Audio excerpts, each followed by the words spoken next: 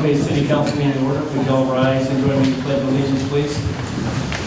I pledge allegiance to the flag of the United States of America and to the republic for which it stands, one nation, under God, indivisible, with liberty and justice for all. Thank you. Good to see everyone here this evening. First of all, I want to mention that Councilor Sarah Stevens and Councilor Carmen Matthews are virtual, so they will be participating in the meeting this evening. Next item on the agenda is public comments, so this would be the time to come forward, preferably something that's not on the agenda. Give us your thoughts and ideas, and we'll go from there. Anyone interested on public comment? How are you this evening? Good. You have another piece of legislation we need to look at? Yeah. Good. You do? Well, it's the same one. Oh, okay. Christine Moffett, I'm a citizen of Coos Bay and live at 700 Denise Place. And I've come together today with you because I've been following the path of HB 3382, which I brought to your attention last month. And let you know that this legislation is still under review and various amendments have been proposed. But the intent of this legislation was to exempt selected ports from local and state land use laws so that they could dredge and alter habitats without compliance. Even with amendments proposed, the intent and the manner that this legislation was submitted was a way to work around the existing land use planning and the policies of comprehensive coastal zone management. These principles and foundations have been in place for 50 years and are part of Oregon's 19 statewide goals regarding land use planning. No single entity should be allowed to exempt these regulations for the sake of their proposed projects.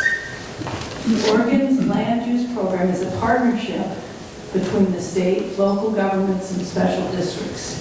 Many leaders highlight the Oregon way as one that involves public participation and comment and discussions of priorities. State law sets the standards for such planning. Why should one entity, such as ports that are supported by the state, the special districts, and our taxes, have the opportunity to suggest changes in a separate legislative event? How will this conform to the goals of the partnership and cooperation? I noted that all of you were surprised when this was brought to your attention last month. Just next week, you will be hosting an open house regarding updating the Coos Bay Estuary Management Plan right here in these chambers. This meeting next week is a continuation of an important public process. The Estuary Management Plan was adopted and is very important. Coincident with this, also on your agenda item, is a highlighting of our tourism, as how important it is to the economy and how important the fisheries resources are to that tourism and the components of it. So I leave you today and ask you, as leaders of Coos Bay and partners in state land use planning, to say no to this backdoor modification of the process and the values associated with estuary habitats. Thank you. Thank you. Any comments or questions, anyone for her? No? I have a question for Roger. Roger, we had, when Christine came before us last month, I thought you had looked into that. Is there anything you can update us on in terms of how that would affect us here in this community? Well, currently, as written, it's not amended yet, but it was going through an amendment process so that it would come back before the council should there be an application to do something within the estuary. Okay. So, but again, it hasn't been amended yet for public comment. Okay, thank you. All right, anyone else? All right, another thing I was missing, you have 3 minutes when you come up, and our city attorney, Nate, is time. So come forth, give us your name, where you reside, and your comment, please. I'm Barbara Taylor. I live at 66611 Orville Road, North End. I was born here. My parents were born here. I have roots here. So I appreciate the opportunity to come before the council and make a few comments. And I can only say that I agree with Christine. I believe that the port exemption bill, HB 3382, will allow corporations to make an end run around regulations that protect our estuaries. These estuaries support local commercial fishing and crabbing, the shellfish industry, along with recreation and tourism. I'm opposed to the port exemption bill because it will allow major dredging and channel modifications in the Coos Bay estuary without any environmental review. Oregon land use and environmental regulations help protect the resources that are essential for our coastal communities to thrive. Excuse me.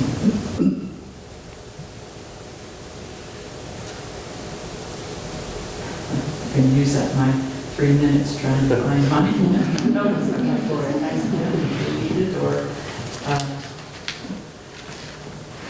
recently deleted. No, that's not it.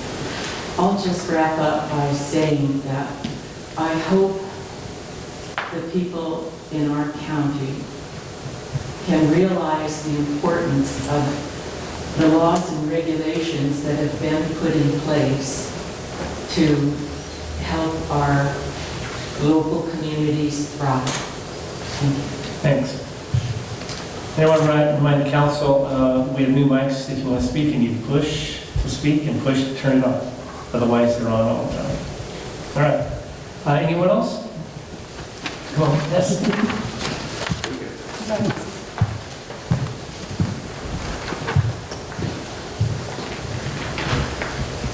I'm Steve Miller, 1556 North 20th Street in Coos Bay.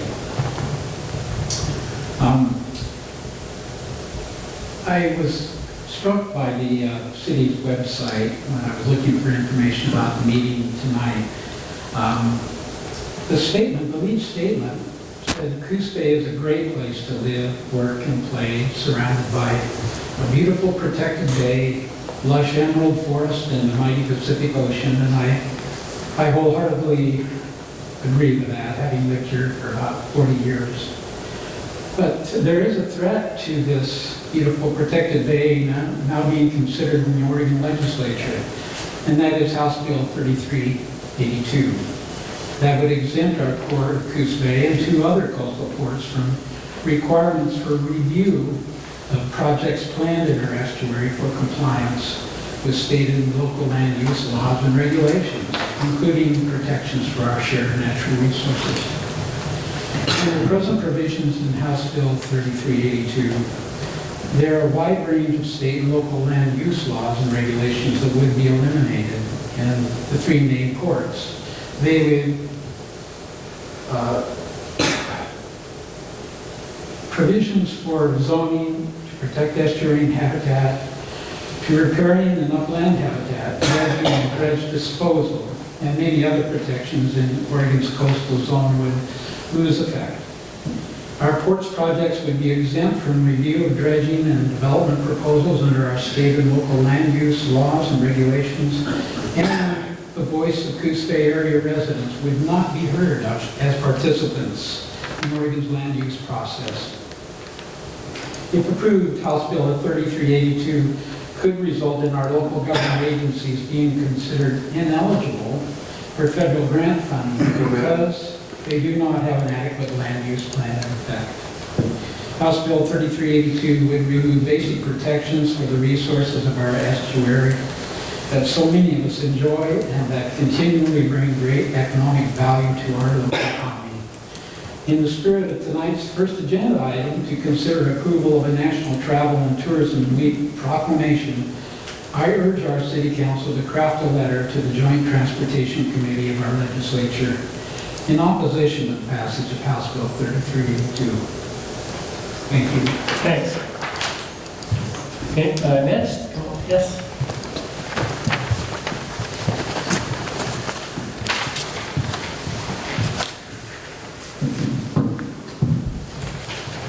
Hello, my name is Cynthia Fox. I'm a current student at the Oregon Institute of Marine Biology in Charleston. And I'm also here to urge you to write a letter of opposition in regards to the port exemption bill, House Bill 3382. I came to the area specifically to study Coos Bay and the estuary, and in my time here have quickly fallen in love with the area and everything it has to offer. I came specifically for this wide range of habitats that exist within our estuary, and all of those are threatened by this port exemption bill and everything and the possible development that could come as a result of it. In addition to this sort of personal connection that I feel to the area, this also poses a large ecological threat. The Coos Bay estuary provides endless ecosystem services, many of which benefit the people of the area as well as the fishing industry, tourism, numerous other sources. Some of these include the nursery habitat that the estuary can provide for countless fishes and other species. Additionally, it can provide carbon sequestration, which is essential, especially with rising carbon emissions. It can also provide sediment stabilization, as well as coastal protection and reduce ocean acidification stress. So again, I really urge you to write a letter of opposition regarding this bill. Thank you.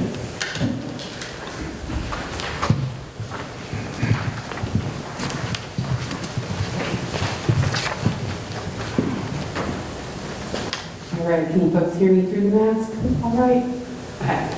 Well, hello, dear Mayor Benetti and City of Coos Bay councilors and staff. My name is Ashley Oddicki, and I'm the Southwest Regional Coordinator at Road Climate. I reside in Coos Bay, and our office for Road Climate out here is actually in downtown Coos Bay. I urge the Coos Bay City Council to oppose the port exemption bill, House Bill 3382, and submit an opposition letter to the Oregon legislator.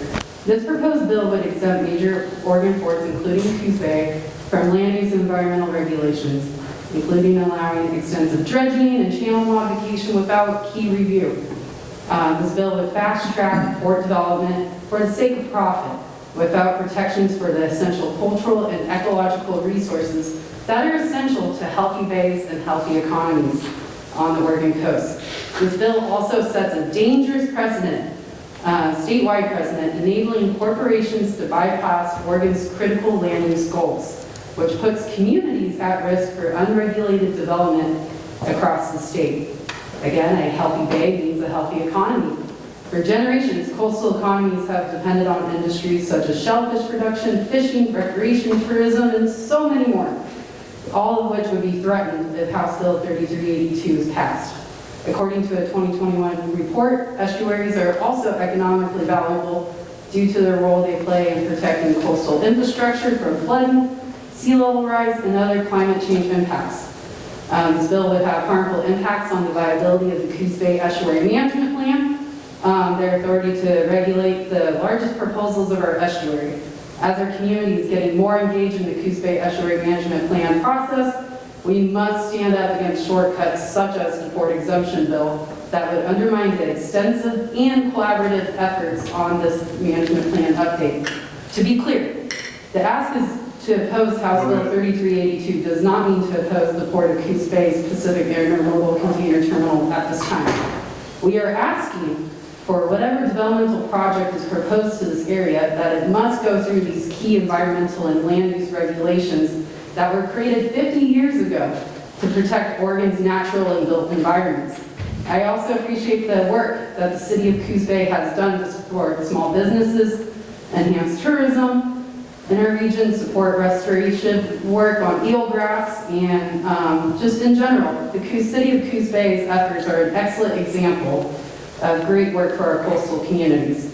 I ask for the City of Coos Bay to stand alongside coastal community members and protect our estuary from exemptions for special interests by submitting a letter to the Oregon legislator to say no to the port exemption bill, House Bill 3382. Thank you for your time. Thank you. Any other public comments? No? Yes?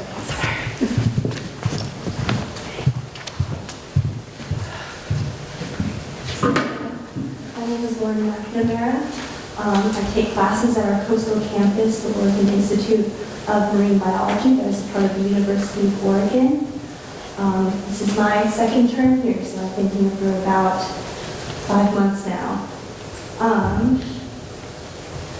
I love taking classes here. I love the ocean, and I love all the people that it's brought me to. I also love the estuaries. But this bill House Bill 3382 endangers our estuaries and harms communities who harm and love these estuaries. These estuaries act as beautiful carbon sinks, which play vital roles in protecting our planet and the fight against climate change. House Bill 3382 is ultimately against our people, and it's against our planet. And I urge you to stand in opposition and write letters of opposition to stand with the people. And thank you for that. Thank you. Thank you. Any other public comments?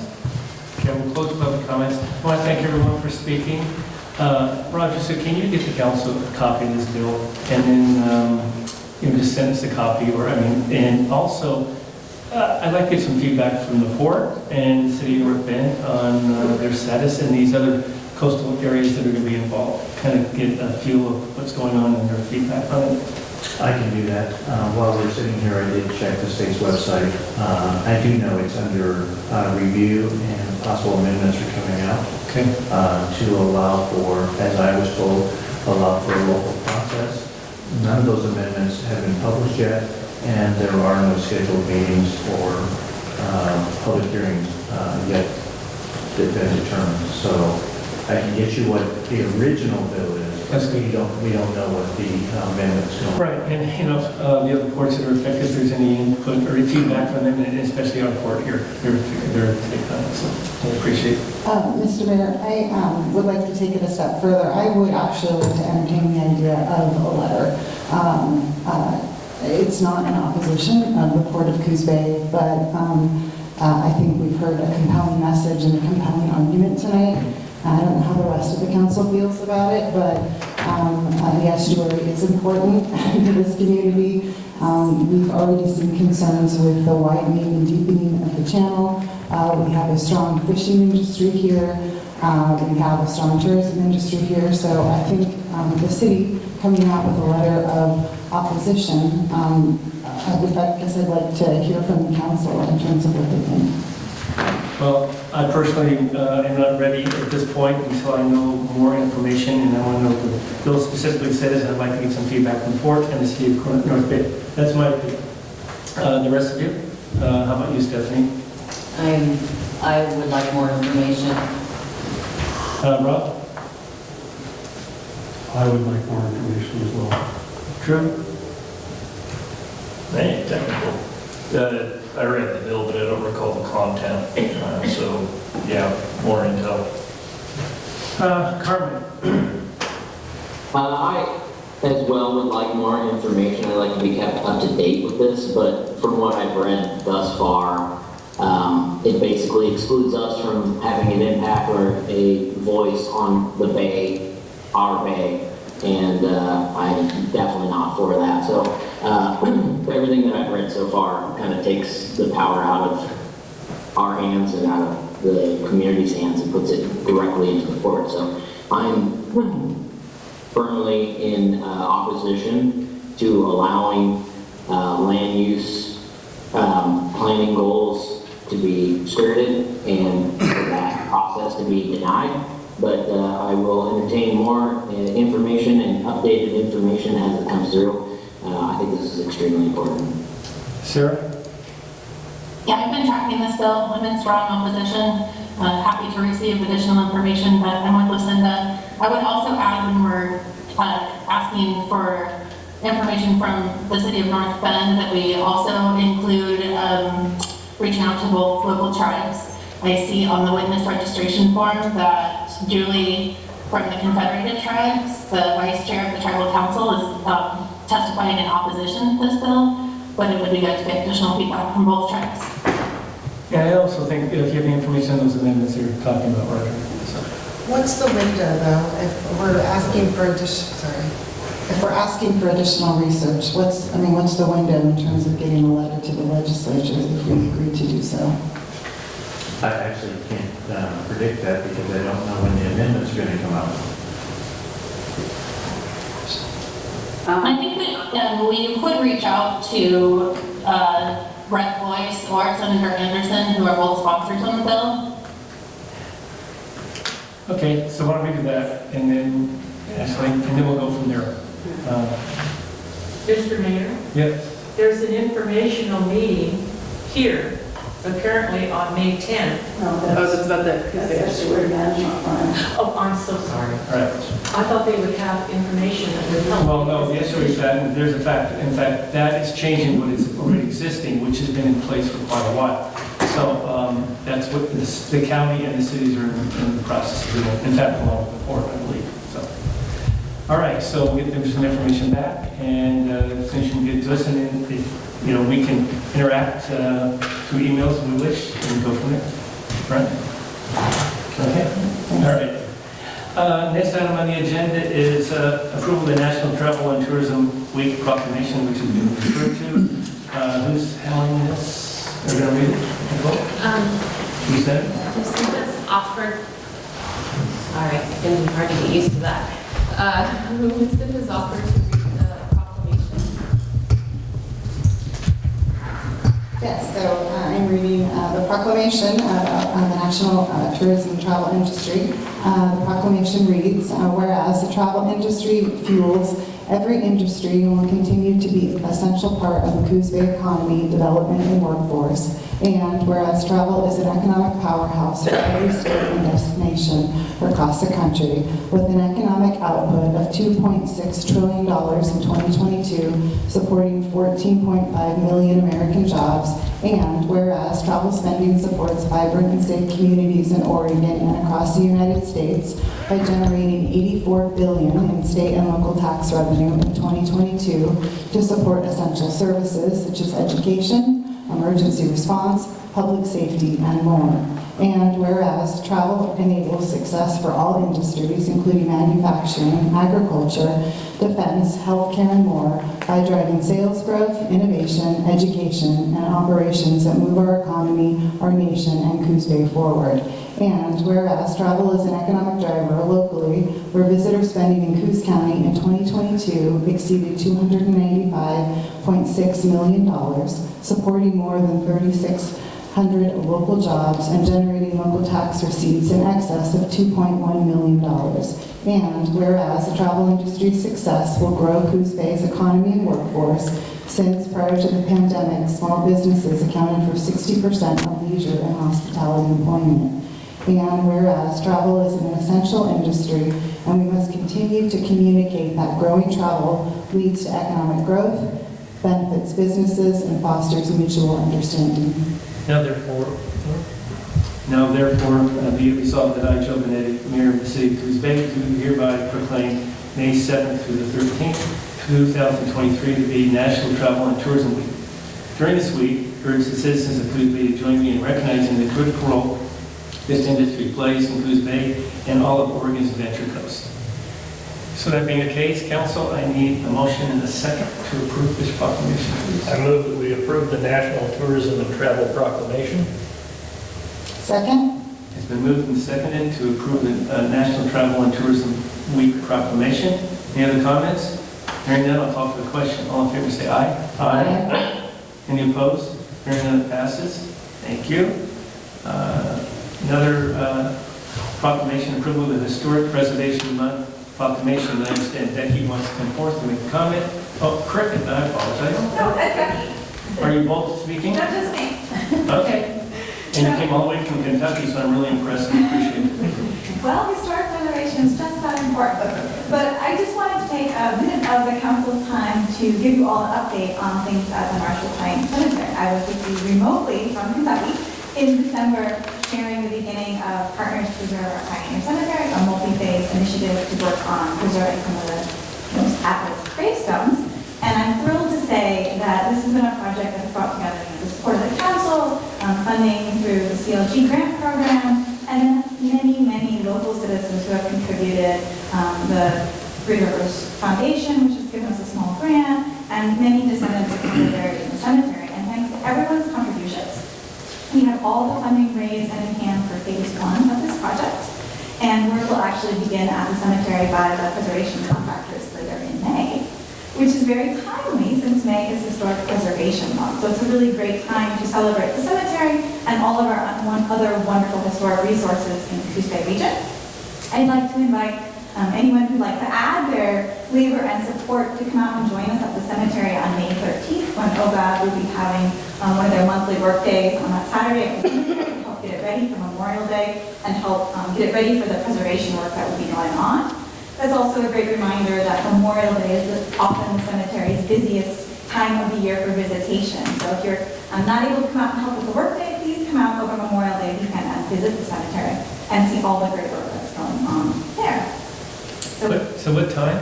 The OGAB workday, all the dates and times are on the little flyer, but the OGAB workday, I believe registration starts at 12:30, and that's a 1 to 3 workday.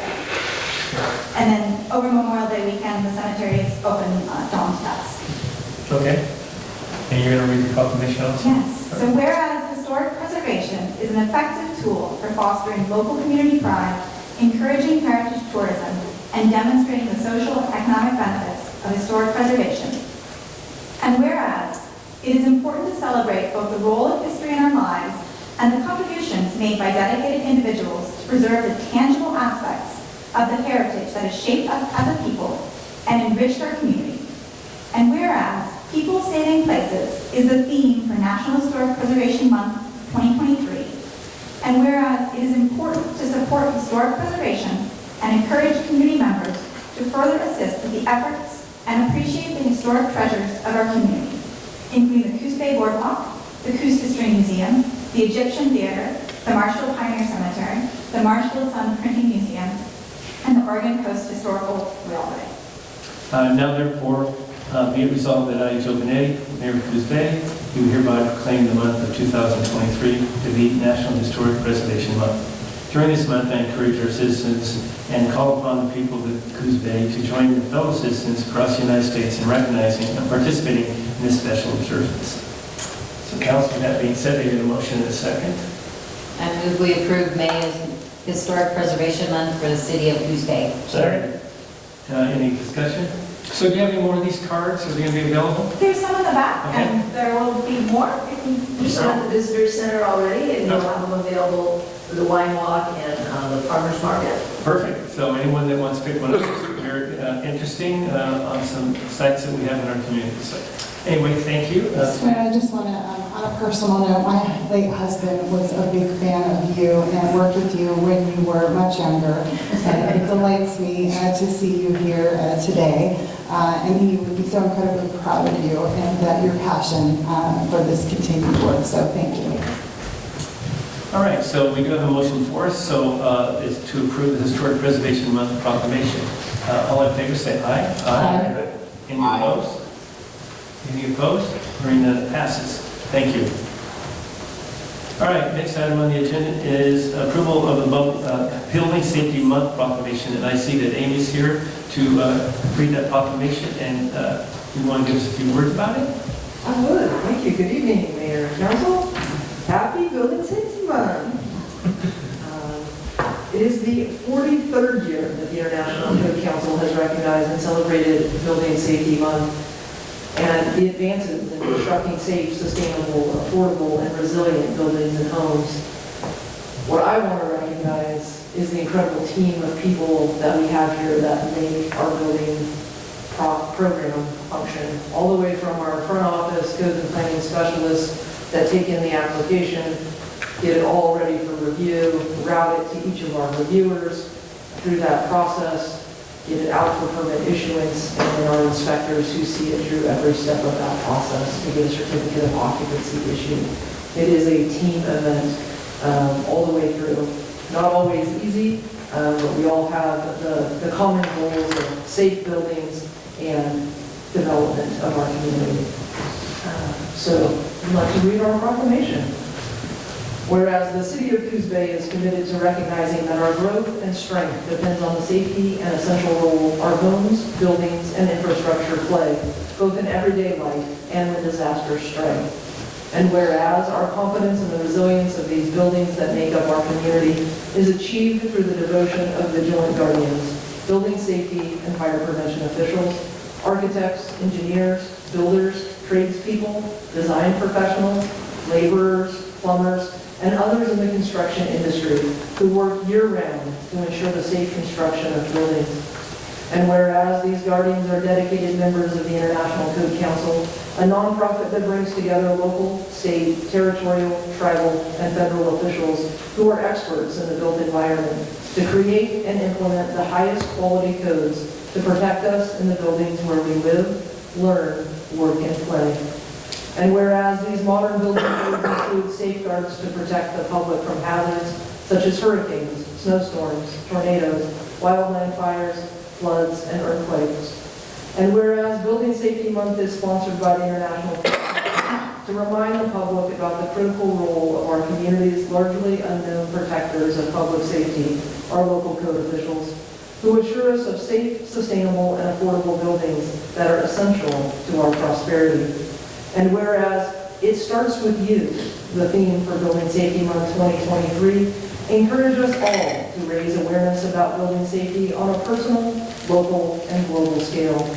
And whereas each year in observance of Building Safety Month, people all over the world are asked to consider the commitment to improve building safety, resilience, and economic investment at home and in the community, and to acknowledge the essential service provided to all of us by local and state building departments, fire prevention bureaus, and federal agencies in protecting lives and property. Now therefore, be it resolved that I, John Benetti, Mayor of the City of Coos Bay, do hereby proclaim the month of 2023 to be Building Safety Month.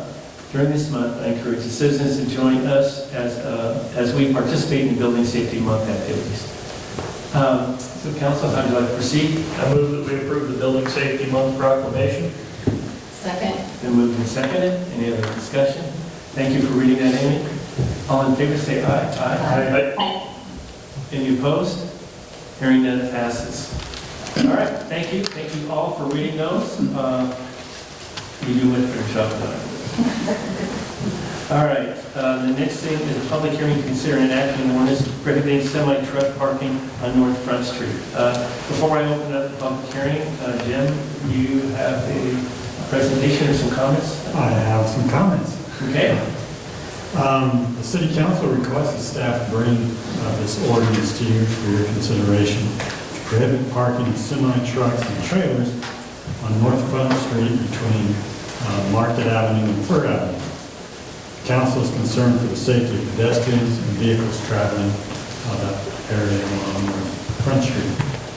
The proposed ordinance does allow for truck parking to permit local delivery and loading. Truck drivers that typically park along Front Street can park along North 6th Street between Ivy Avenue and Coos Bay Boulevard. That's over by the wastewater treatment plant, number 1. Proposed ordinance language reads as follows. No person shall park or stand in any semi-truck, truck power unit, tractor, uncoupled semi-trailers, or truck-trailer combination upon the North Front Street between Market Avenue and Fir Avenue. However, parking is permitted for the expeditious loading or unloading of persons or materials, and in no case for a period in excess of 30 consecutive minutes in any 2-hour period. In addition, this section does not include emergency vehicles, nor does it include service vehicles while in the course of maintenance or repair of appliances, fixtures, or utilities. Should the council enact the ordinance, the Coos Bay Municipal Code 10.15.020 will be revised to add a section 5 that reads as I just read out to you. The legislative version of the revised Coos Bay Municipal Code is attached with the added language underlined in your packet. A letter was sent and hand-delivered notifying nearby businesses and property owners along Bay Shore and North Front between Market Avenue and Fir Avenue of the proposed same letter was also placed on trucks found parking on North Fur.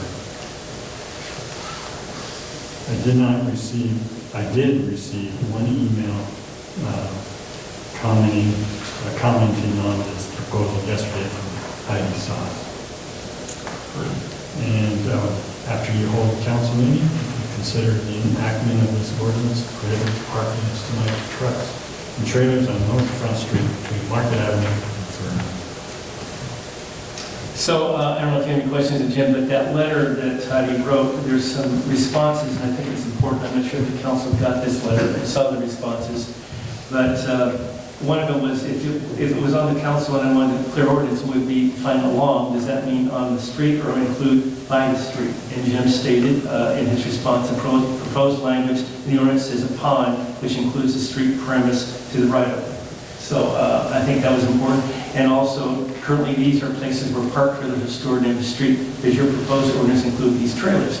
The ordinance would not apply to trailers on private property next to the street. So another important part, I think, that needed clarification, and Jim gave that very well. Another part was also how exactly the truck and trailers creating a safety issue for the vehicles and pedestrians by their presence. They're consuming multiple spaces, but the same space that these vehicles would take as a frequent visit to that street, I don't see a direct link to them causing any additional danger. In fact, they move in and out less frequently than multiple cars distracted by food containers. The size of the truck, Jim says, and trailer make it more difficult for pedestrians and drivers to see. The parked trucks and trailers take up spaces that require visitors to park farther away and from the destination, which can create a safety issue as we lack sidewalks, which put the pedestrians in the street. I can attest to this. I walk this frequently, and it is an issue. Also, when cars are trying to get onto Front Street, if the trailers are blocking that access, it's hard for visibility. And now Front Street becoming more used more frequently and a lot more traffic, so it's a little bit more difficult sometimes. Hopefully there hasn't been any accidents on where, yeah, Chris, and hopefully there won't be more. Okay, Chief, excuse me. Do you have any idea how many trucks this impacts? And on one impact, we're putting the suggested North 6 in either location will help other business in the district. Jim's response was currently impacts 2 to 4 trucks. There is more room and less opportunities for impacts between truck owners and business owners on North 6. When will the city's public parking be available? Jim said that's a Front Street parking this year. I hope this summer. I don't know. Right, Jim? Can we say this summer? Well, we hope to start construction this summer. Okay. Can I ask what's stopping us, Jim, from starting construction today? Well, we have a loan from DEQ, and what's going on right now is the bid package has been submitted to DEQ, so it's being reviewed by them. Once that loan package is reviewed and approved by them, then I believe we're okay to move forward with advertising the bid. And so I assume that in your remarks, you were saying by the end of the year, because even though we presented that to DEQ quite some time ago, we're waiting, kind of at the mercy of them to review it, correct? Before we can then put it out to bid. We are waiting for them to complete their review. And then does it take, if I understand this correctly, will it take, once we get that back, that approval, then it's 2 months essentially before we can really, once we put it out to bid and review everything, it's another 2 months, correct? 2 to 3 months, probably closer to 3 months before we can start. And then we can only do the work in the dry season because of the contaminants in the soil. So we get a late okay, and we don't get our bid package completely bid out and contract signed, let's say October. We probably shouldn't start construction until the following spring, 2024. Is there anything we can do to move along the Well, I think DEQ's process? they're aware of our interest in it. This is a different part of the DEQ arm. Before, we were dealing with the enforcement portion of DEQ and the water quality and soil quality folks. Now we're dealing with the loan folks, and they typically work a lot quicker. What is the extent of the cost of this project? all the time? Does it increase the cost? Over time, well, as time progresses, it increases the cost. Yeah, I mean, you got to remember going back in time, and Jim's letter states the brownfield there and additional complexity added that needed reviewed by the state agencies. Prior to COVID, this thing was moving along. COVID made it slow down, and I'm sure, I think our cost is a third more, or even more than that. I forget, it was quite a bit more. It's yet to be determined because you don't have data. Sure about that.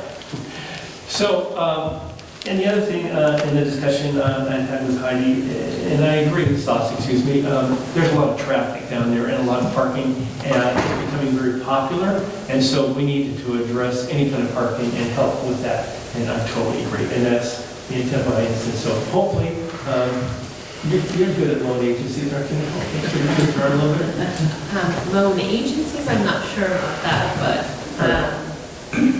I mean, I'd be happy to put my 2 cents in if that would make a difference. Okay. Anyway, that's kind of the synopsis of the letter and some things that we're going through there.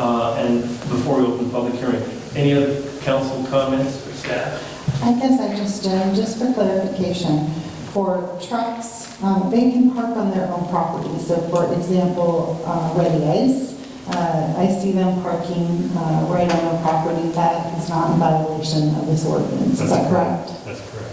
Okay, thank you.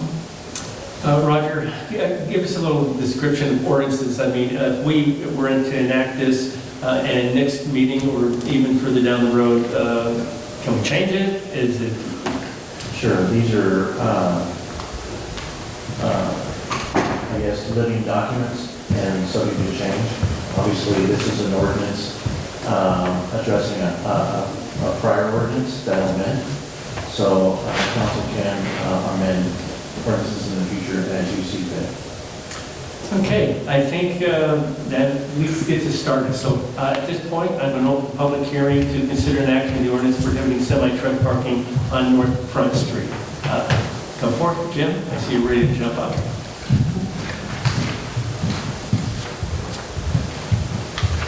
Good evening, how are you folks today? Jim Barron's, Fulton Avenue, Coos Bay. Parking on streets in the city of Coos Bay.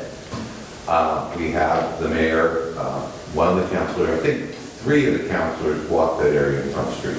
That's not the only place you have problems with parking. However, if you notice it, we have a resolution in front of this council in 30 days. If we notice it, it's catch as catch can. So if we're going to play around with truck parking, we're going to try to do it citywide. We pay money, transportation fee, keep up roads. We have trucks parking overnight, loaded trucks on our city streets. All right? It's kind of a contradiction there. And we have a truck park now around the sewer park. That's pretty much what you're thinking, right? Parking around there. We probably have another truck park down where the old plant was. All right, so we have places to put them. Needs to be citywide. Well, you're right. You're right, Jim. And it is, I mean, we don't know all the impacts in certain places at certain times. And this hasn't been a problem until recently. And so... parking down there with a truck, because I used to do deliveries, parking down there with a truck has always been a problem. It was a problem when it was, quote, industrial, before the plant started. You had trouble navigating those streets because of the trucks. Okay? You have the same pedestrian risk in residential neighborhoods. You have the same sightline issues in residential neighborhoods. And you have loaded trucks on weekends parked in residential neighborhoods. Those that are sitting down there are probably empty because they're going in maintenance. But you have loaded log trucks sitting on your 2.5-inch paved streets. They're not set up to do that. Okay? And we end up paying for that. So if we're going to do truck parking, let's do it up. I have no problem with that. So Chief, can a semi-truck park in a residential area? In a residential area, they're not supposed to park in residential areas. I'm not going to say that it doesn't happen from time to time, but they're not supposed to. So the thing is, Jim, I mean, it needs to be reported to us. And you're right, these are loaded. So it's an issue, but we do allow truck parking, as you stated, around our sewer plant and some other areas, because we don't want to not allow it to happen somewhere, because it's part of our commerce, and it's part of our industry, and it's part of our area. I'm well aware of that. I'm well aware that we have quite the diversified economy, which is, I'm going to be careful here, because I really don't want to start. Let's do it this way. Most important asset in this city is the people. You have people living in residential neighborhoods. Those people are important. In my neighborhood, only about 2 out of 100 households have anything to do with tourism. All right? But they're here, and they spend, and we contribute. So when we have little things like what's come up over the last 18 months, which is about every 3 months, someone comes in and writes about speed in residential neighborhoods, okay, that should kind of move up the priority list and get one of those 30-day responses, okay? Because we outweigh you guys for the tourism people. The tourism have a very good use in the economy. It's not like they're evil, all right? But they're way more or less than there are of them. And we're spending in February. And if we weren't, this town would fold up. So the chief has been working on getting a speed car. He's had the first grant thrown away. The next grant he's trying. And if that doesn't work, I'd like to see it on the budget. Not maybe for this year, but the year after. And we actually go out and buy one. And I think the chief will tell you that we now can write tickets off those cars for speed. Okay? That's, way cheaper than having a regular cop come out and do it. And you actually tell us in the community that you're doing something for us. Thank you. Thanks. Anyone else on this topic? No? All right, hearing none, we're going to close the public hearing, and council, I always like to move forward. No comments from Heidi? Okay, so may I ask you a question, Heidi, so I can put you on the spot? Sure. It was very important to this council. I was the one who actually brought the consideration of this ordinance up. And to Jim's point, I do walk it a lot. I walk it a lot because I believe in that investment, right? And it still is industrial. Soft Brothers, we have the rich maritime history there, but also there's a lot of great restaurants there, and we're seeing more and more of that. And this council is committed to really developing that waterfront. But Heidi, my question to you is, one of the things we were very concerned about was making sure, because we made a commitment to the business owners of this council, that we would make sure that we were communicating clearly. So we delivered the letters, we hand-delivered them. Did you hear any feedback from, because I know a lot of those business owners reach out to you if they have concerns or comments. So I would love to hear it from you. Did you hear anything, or are you concerned about this? The city did, can you hear me? The city did, I'm Heidi Sauce, and I'm on Front Street, and the city did an extraordinarily good job of communicating this time. I got 5 letters, plus a hand delivery, plus phone calls from other people that got them. So we had plenty of communication and plenty of time, and frankly, no one is concerned that much about the trucks. They are concerned about losing parking. And the trucks take up a lot of parking, but they're citizens too, and they were there first. And so there's just, it's in you guys' decision. And I agree with you. I think that was one of my questions. If they don't get to park there, where are they going to go? And how's that going to impact that neighborhood? Because it's not just a Front Street problem, and it's not a problem. I mean, those guys pay taxes, and they pay, and they're earning a living, and they've done this for years.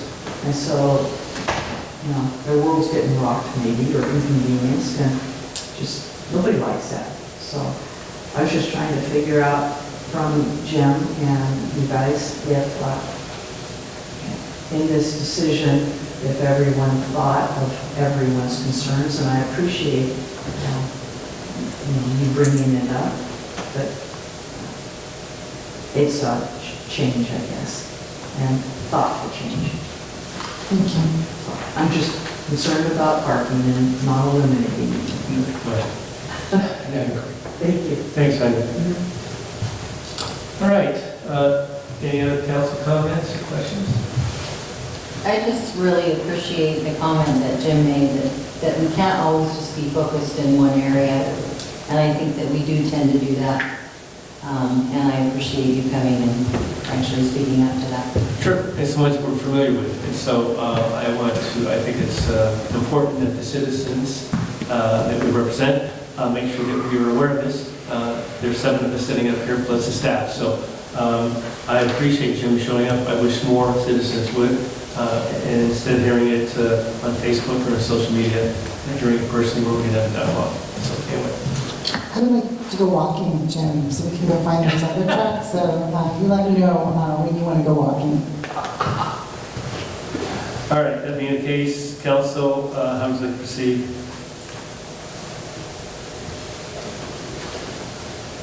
We want to make a motion? Sorry. Oh, I have trouble with my computer. Anyone else? All right, I'll move to enact an ordinance prohibiting semi-truck parking on North Front Street. Second? Okay, any other discussion? Okay, we'll go ahead and do the roll call. Melissa, please. Oh, Christine, sorry, and it says that. I just actually give you a note to make sure I do the roll call. All right. An ordinance of the City of Coos Bay, Oregon, amending a portion of Ordinance 114 codified as Coos Bay Municipal Code, Chapter 10.15, parking regulations to prohibit the parking of semi-truck and trailers on North Front Street between Market Avenue and Fir Avenue. Councilor DeNovo? Aye. Councilor Farmer? Aye. Councilor Kilmer? Aye. Councilor Matthews? Aye. Councilor Miles? Aye. Councilor Stevens? Aye. And Mayor Benetti? Aye. Ordinance number 564 has been duly enacted. Thank you. Next item is consideration to approve Resolution 23-08 to amend loan to fund construction for the wastewater treatment plant Phase 1 and upgrade project. Jennifer, I see you're here. Give us all the information and how we're going to move forward on this project, right? Yes, yes. And then for a better deal on that, right? We're working on it. Yeah, okay, good. The city has completed final design for the wastewater treatment plant on Phase 1 upgrade. The city was awarded a loan for design and construction through the Department of Environmental Quality State Revolving Fund Programs, the SRF program.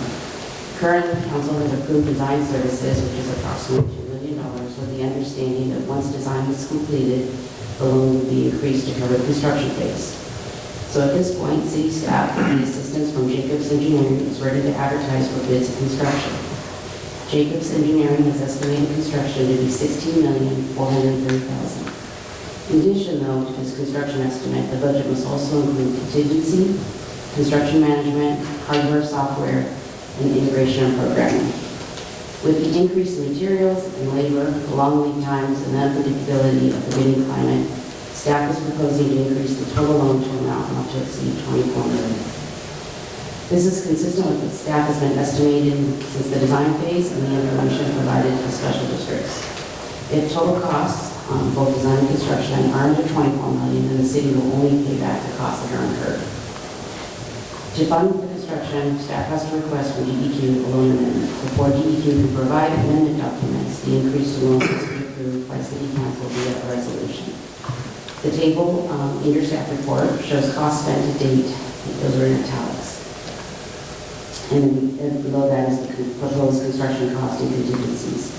If council approves the resolution, the SRF loan R24004 will be increased from $2,093,102 to an amount not to exceed $24 million. So I'll just take a couple quick minutes to go over the table. So the first several lines are pre-design, environmental, and final design, and that's a total of approximately $2 million. Then we have the $16.4 million for the engineer's estimate for construction, but on top of that, we have construction management contract by Jacobs that we need to enter into We need to purchase the computer hardware and software, so there's an allowance for that. And then we need to have that integration and programming component that we spoke of. So the total for that is about 19.8 million. And then on top of that, we added another contingency of 2.2 million. This is conservative. We know that. But at this point, we want to get on that side if we agree.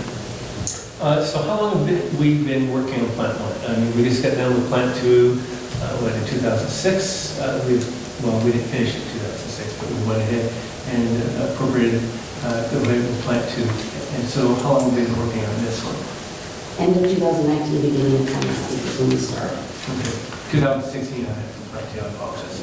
The other thing, do we know the interest rate from DEQ that we have on this? Is it in there? Is it in the resolution? I didn't see. Secured loan have been approved at 2.27 per annum. Is that okay? So is that going to be a fixed rate, or is that going to be adjusted? Yes. Fixed for how long? 20 years. 20 years? Okay. And so we have an economic analysis that we have done.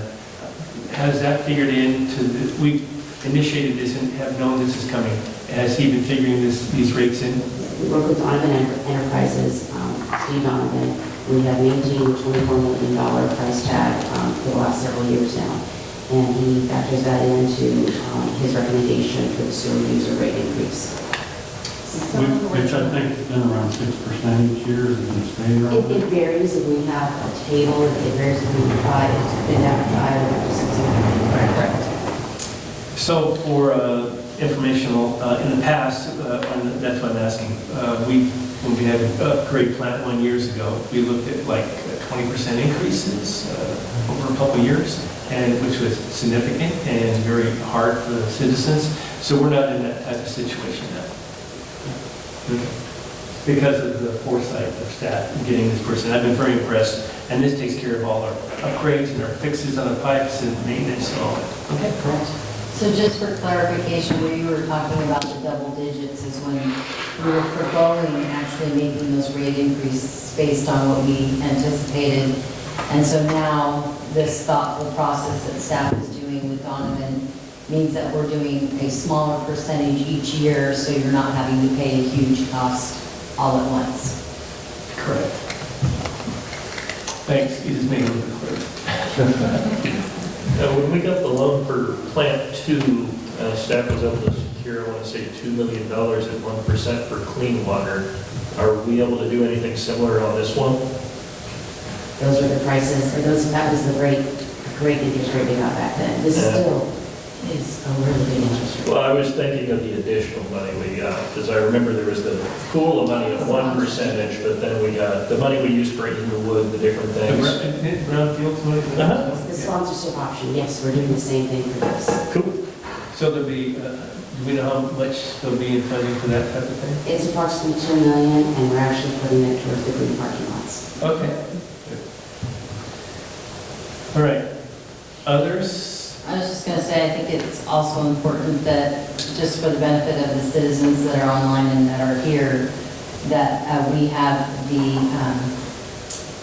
interesting process of having to have 2 wastewater treatment plants, which, because of our topography and the development of the city, it's never easy to have to do increases, but to maintain that, there's a lot of pipe in the ground, and there's a lot of infrastructure that is vitally important to be taken care of every day.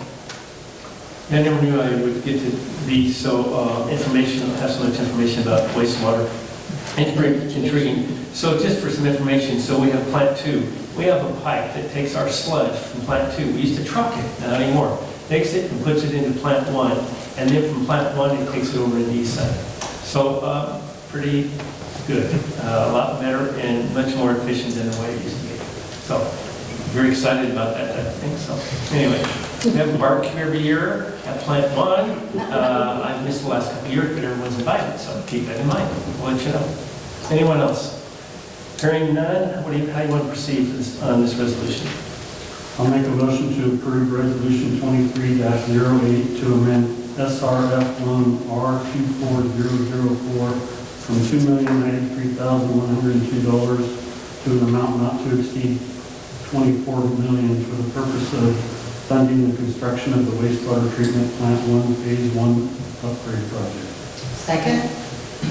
Okay, it's been moved and seconded to approve Resolution 23-08. Are there any other comments? Okay, hearing none, I'll call for the question. All in favor say aye. Aye. Any opposed? Hearing none, it passes. Thank you. Next agenda item is consideration of approval of a city manager agreement with July 1st, 2024, effective date to be determined. Effective date, July 3rd, 2024. That to be determined, that's very cool. Anyway, Nate is going to be handling this. Please bear with me, I have allergies or something and all stuff. Whatever. At the March 28, 2023 joint work session, staff presented their prepared succession plan fulfilling pending city manager Roger Craddock's position upon his retirement in June 2024.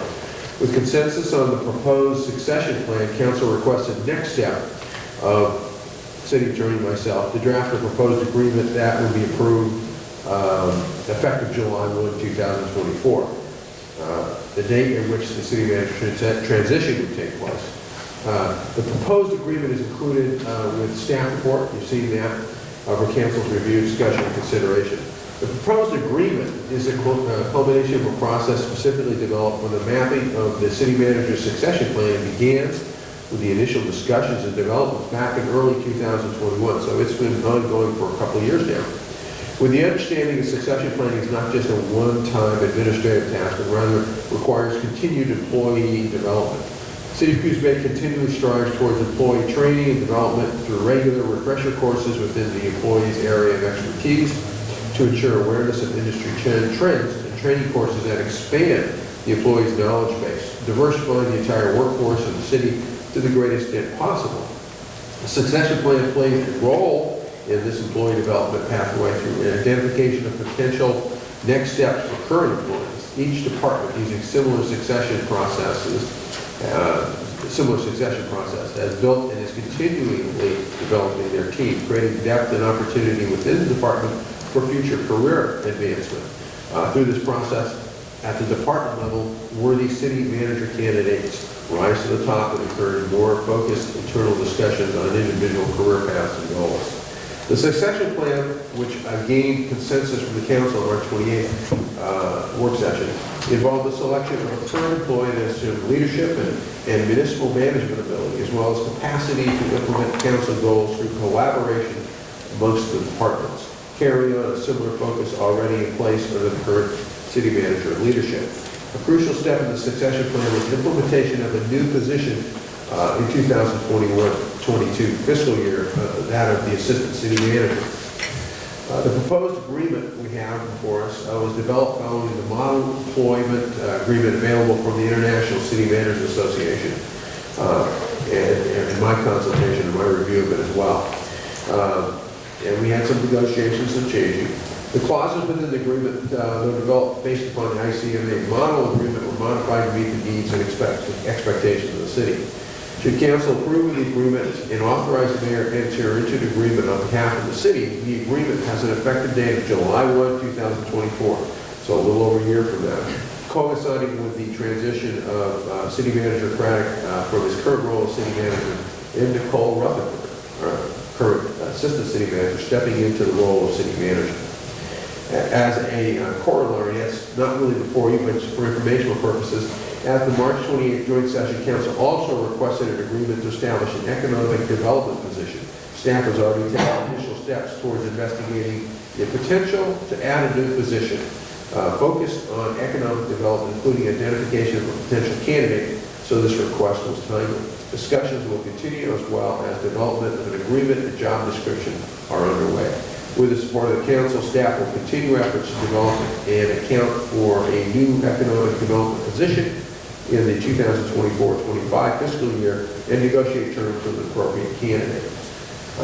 If it please the council, we ask you that you approve the city manager agreement with the July 1, 2024 effective date and authorize Mayor Benetti to sign the agreement. And I don't have any questions that you might have. me. I just, on page 5, section 13, under termination, it states that we only need 30 days notice if the employee wants to resign. I think that's way too short. I would like the council to consider 90 days so that we would be better prepared if the employee wanted to resign, which I don't think would happen, but just wanted to make sure that we had it spelled out correctly in the agreement. You certainly have the right to amend that if you'd like, and approve it accordingly. I might just chime in on that one with this devil's advocate. Sometimes if somebody wants to resign, 30 days is an amount of time. 90 days, you've got somebody that doesn't want to be there anymore for an extra 60 days.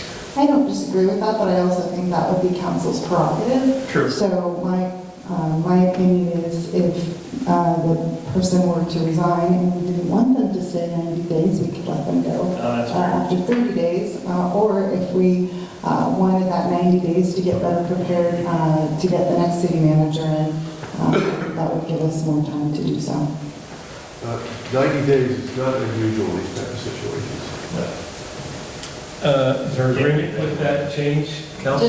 Just a question.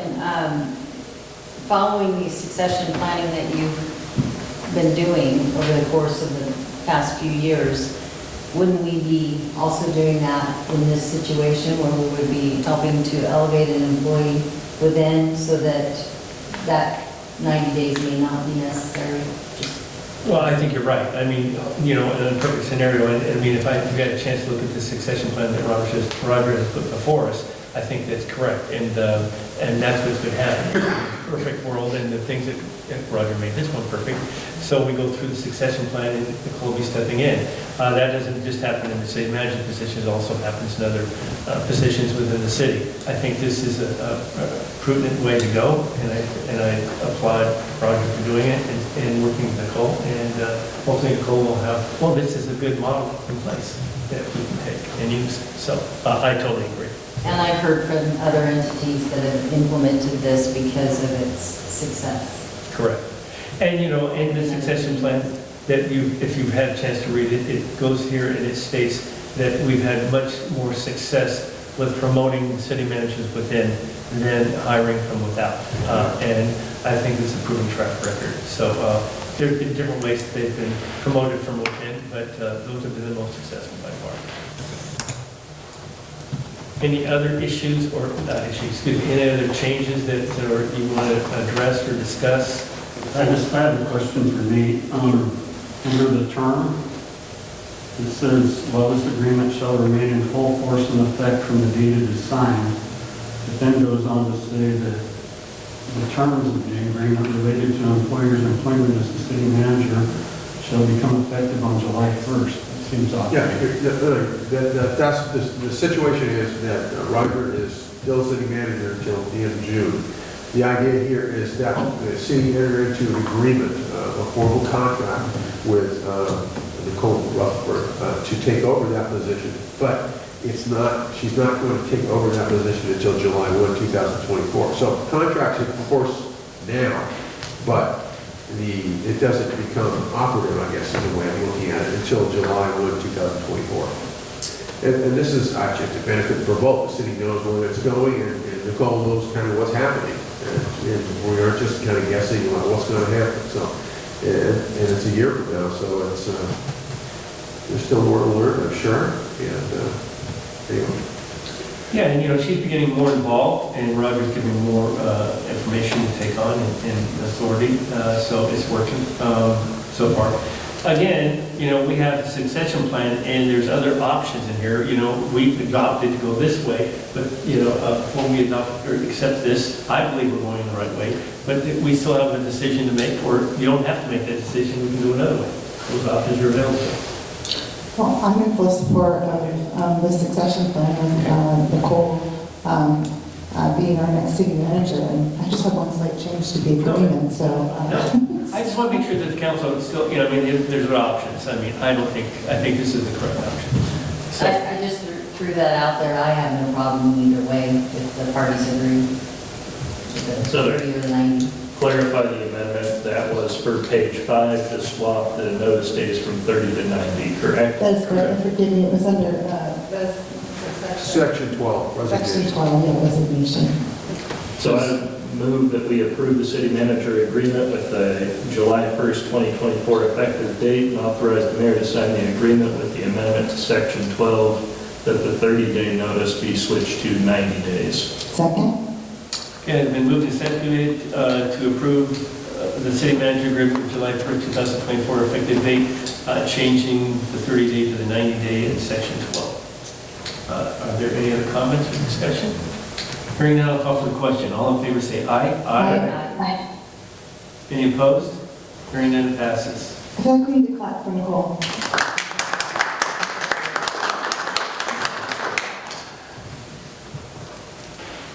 All right.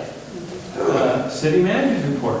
Since, Well, in keeping with providing increased opportunities and to our assistant city manager, and our assistant city manager will be providing the report tonight. All right, so thank you for that opportunity. The first thing I'd start with is budget is upon us. We are meeting this week, Thursday at 6 o'clock. We do plan to have a little bit of food before you get to deliberate the budget. The full committee will be here, so all 14 members. Here on Thursday, the public is welcome. The agenda's already out there. You're welcome to attend also remotely. I had in my list to remind everyone about the estuary management plan meeting next week, but that's already been shared. There is an open house here next Wednesday between 3:30 and 7, and it is to review the phase 1 revisions to that plan. And then I just wanted to give a hopefully pretty quick update on some projects that are out for bid right now and or will be going out pretty soon. We just talked about the parking lots. So soon as I'm the beholder, we're waiting for DEQ approval on both Front Street and 3rd and Central parking lots. Commercial Avenue sidewalk, we're going to do some work on those sidewalks between 3rd, between 5th Street and 7th Street. That is out now. The section between 3rd and 4th will be going out to bid soon. And then we have an influent infiltration project on 3rd Street between Highland and Market that will be going out soon. Projects currently in progress. We are working on the Empire Fishing piers, which are expected to be completed in the next week or so. We're just waiting to do some final paving, and as we keep hearing, that's reliant on weather. So, Empire Boat Ramp repairs for the south side are expected to be completed by May 15th. The north side is still awaiting for the Oregon State Marine Board to review plans and give us an idea on that one.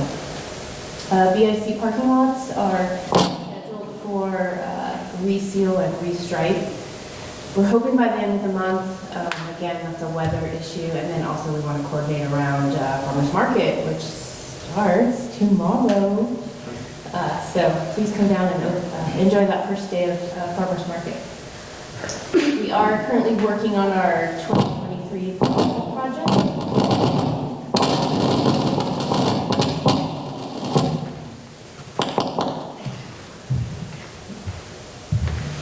We have new mics.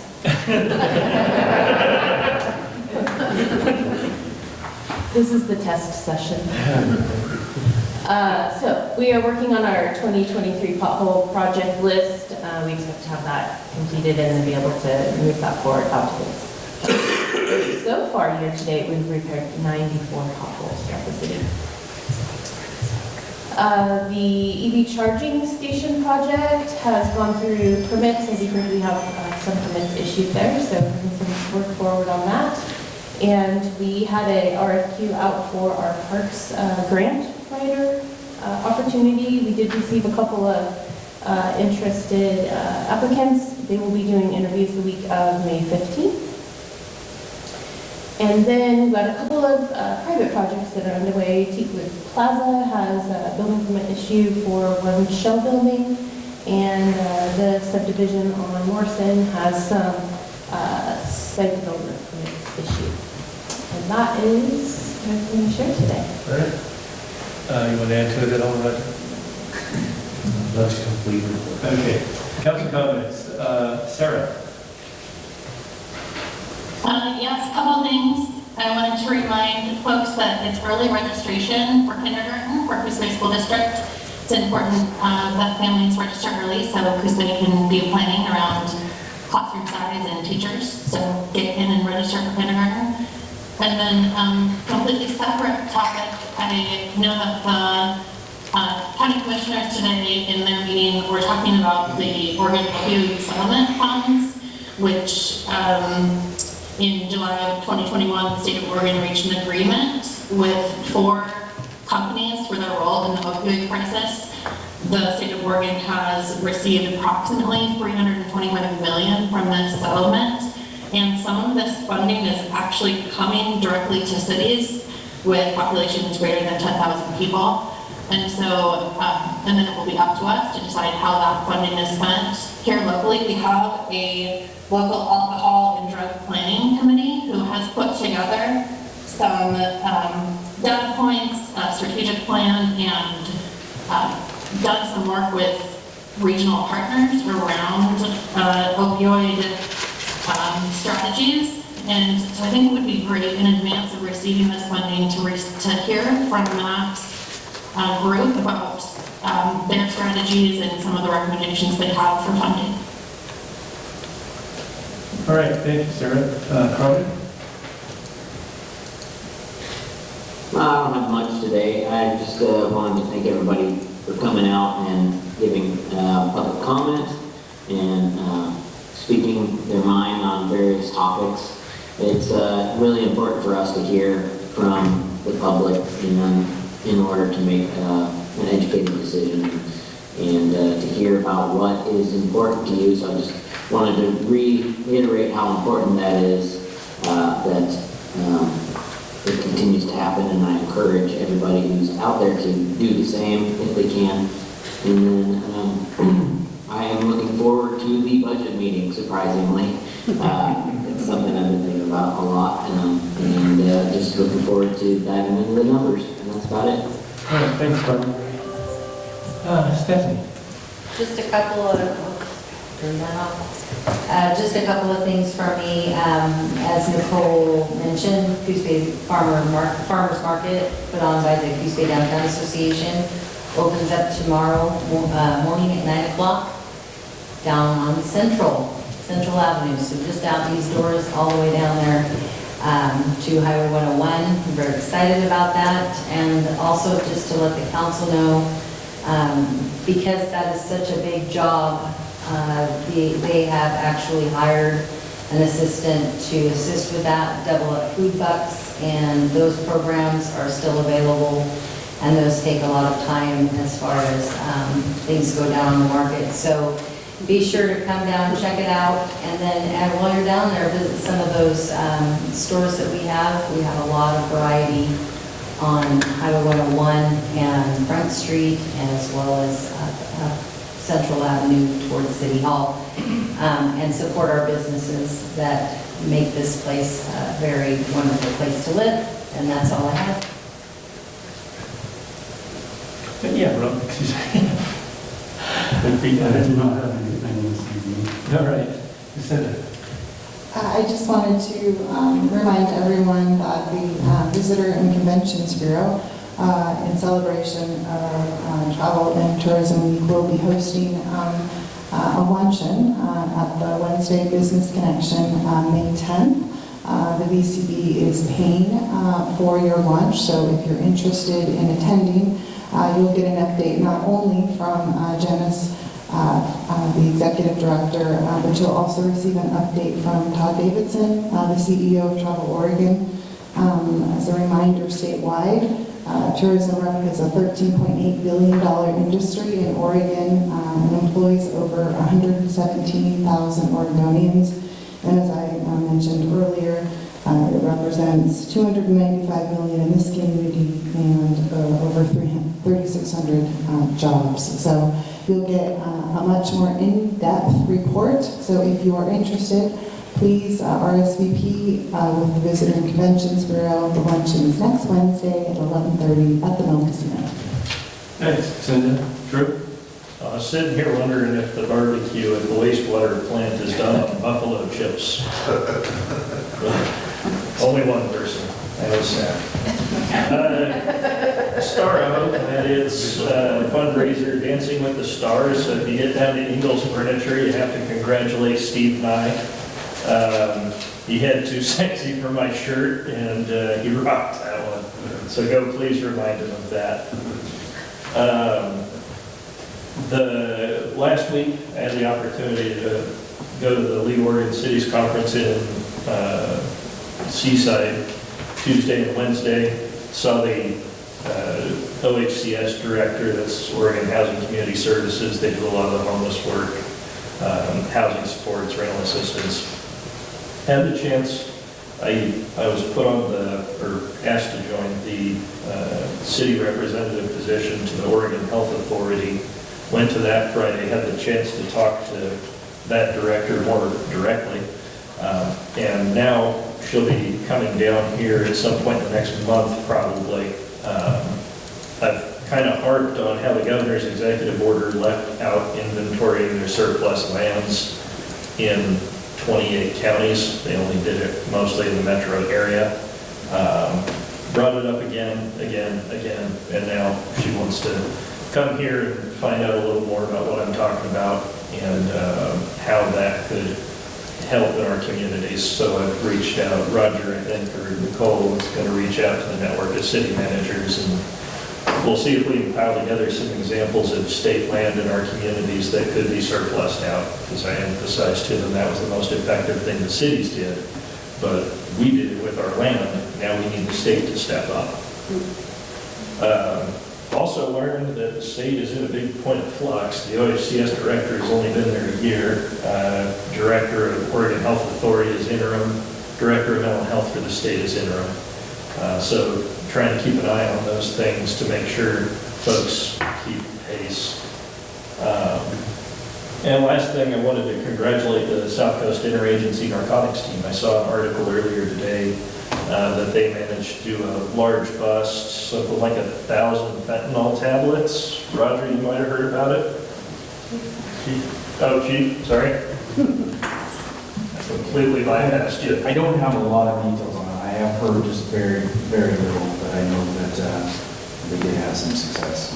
Yeah, I was reading the article, and it was something like 1,000 fentanyl tablets, which, that's quite a few fatalities, I would imagine. That is definitely a growing issue.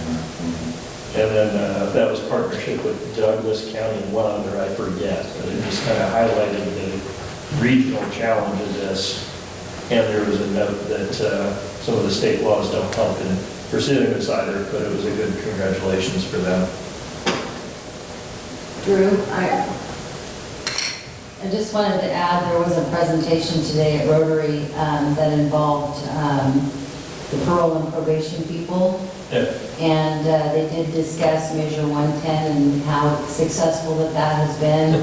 And I say that with a little bit of sarcasm because there have been statewide, I believe, 9 people that have taken advantage of that after being cited and released. So I don't know what the purpose is behind that or what the next step is, but that is the issue that law enforcement face in our communities. And we did hear on that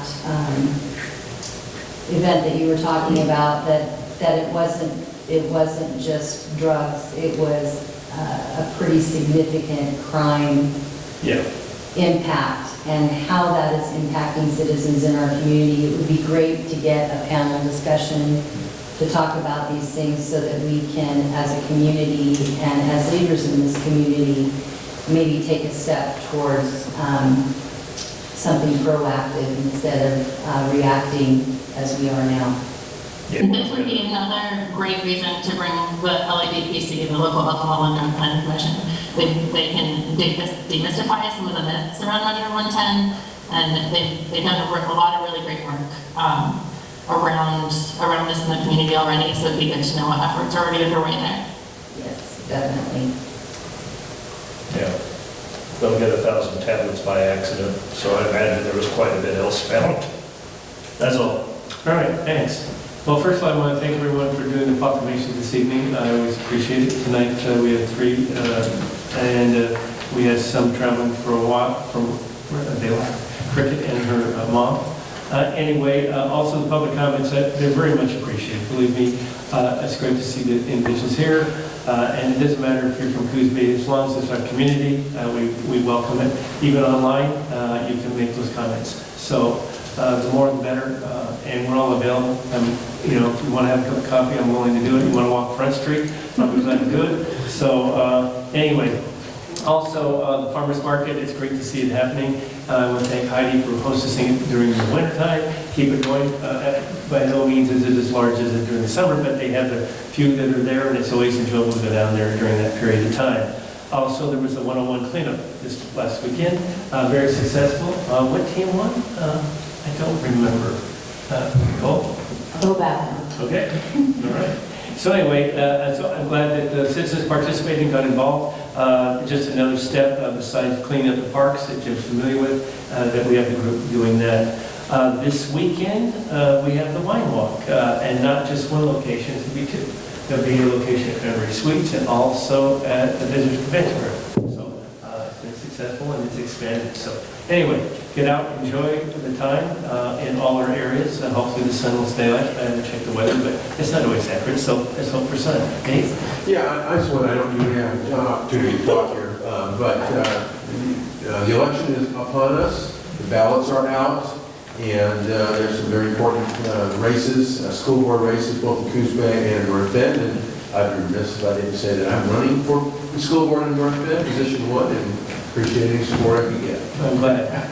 There's one other thing I needed to mention, and it's not something I'm pleased about mentioning, but unfortunately, Rob Miles will be leaving us, and so we are taking applications for that position, his position. Going to be big shoes to fill. But anyway, those applications are online, and so if you are interested or know someone that's interested, please let them know.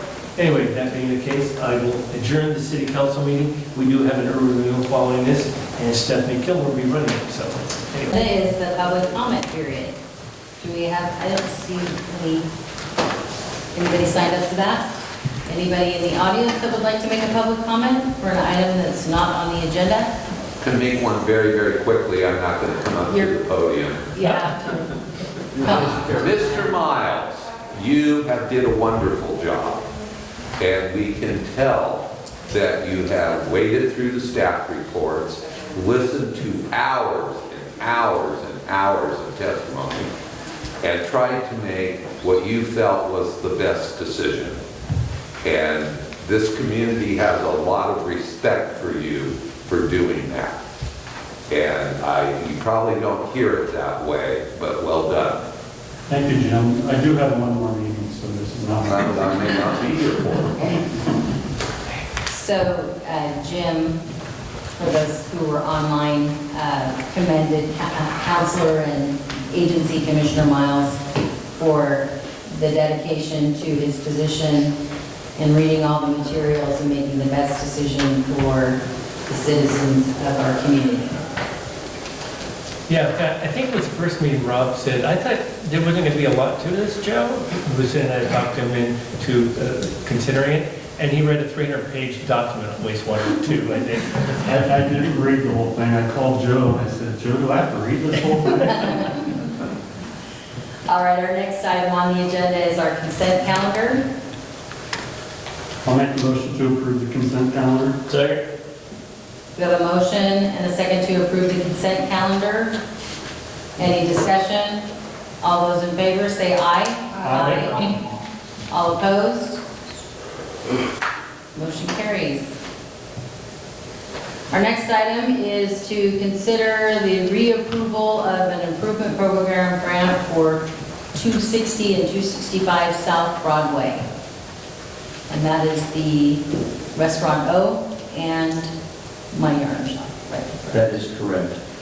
Just for some background, on August 3rd of 2021, This agency approved an improvement grant request for those buildings aforementioned.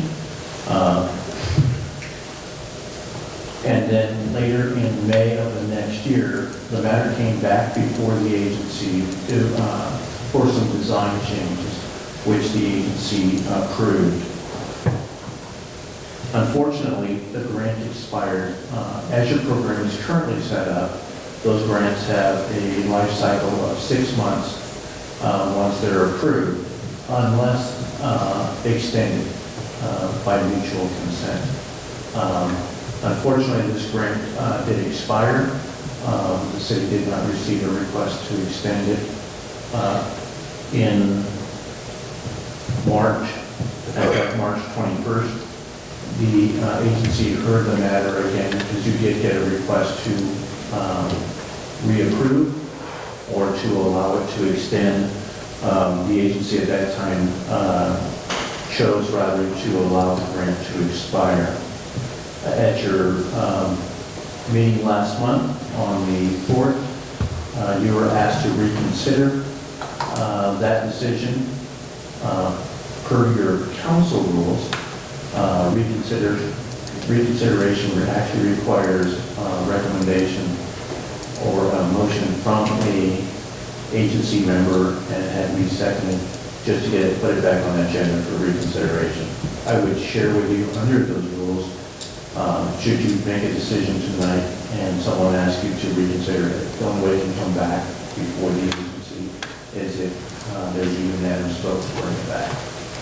So before you tonight is a request to reconsider the formerly approved grant for those 2 locations. You do have a cadre of representatives, the owners of the properties, as well as the architects and the contractor. So Roger, can you clarify what you meant by bring it back? Can we reapprove this tonight with a unanimous vote, or just? You can reapprove it by a majority vote tonight. But should you choose not to approve it, the only option is either to reapply, or if you were someone was so inclined to try and bring it back, you need a unanimous vote just to reconsider. Thank you. Roger, just for clarification, so this expired on November 7th, 2022, correct? 23. And we gave notice, the city gave notice to the business owners on October 4th, and we asked them to respond to us by October 28th if they wanted an extension. And we heard nothing from the representative or the business owners. Is that correct? Correct. And that was in 2022, not 2023. 2022. Can I clarify? I did respond that we were still working on it.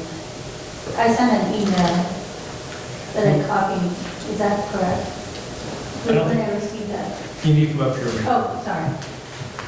But I don't know of anything that was received that Roger's aware of. At that time, it would have been Debbie Earler, I think, right? Yeah. So, I would have to dig through my emails, but when I received Roger's email. Can you go ahead and get started? I did, I'm sorry. Give us I'm Rita Cruz, I'm one of the co-owners of Restaurant O. And when I received that email, all of the permits and all of the applications have been done through HCE Architects. So I have not filed any paperwork directly. And so when Roger sent that letter saying that it's expired, are you still working on it? I actually did state that we were actually working. Like the contractor was actually, actively working, and we had some delays, obviously, with COVID supplies and things like that.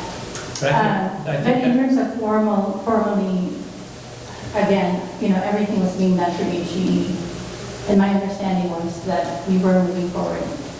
At least that was my understanding, and that was our intent. I think that was a letter of January 31st that Roger sent, that you're referencing, that you that we got another letter from you or email back from you. And that's my question is, it says that on October 4th, notice was sent to the building owners and the project architect that the grant was going to expire on November 7th. Can someone explain why nobody's responded? Yeah, I'll give a little rundown. My name is Joe Slack, I'm an architect, HG Architects.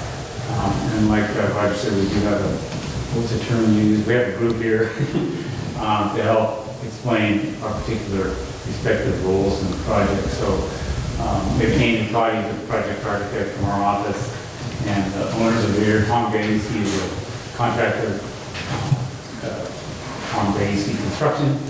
And so, the project's had its hills and valleys, if you will.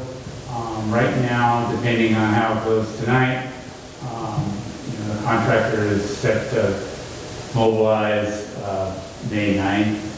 He's doing there's some stucco work as part of the project. Stucco is a kind of a specialty subcontractor type work. We don't have a stucco contractor in the area. He's got a stucco job going on at Banner Bank, so that he's going to be in town with that. We have a completion date of August 31st to wrap the project up. So obviously it's really awkward.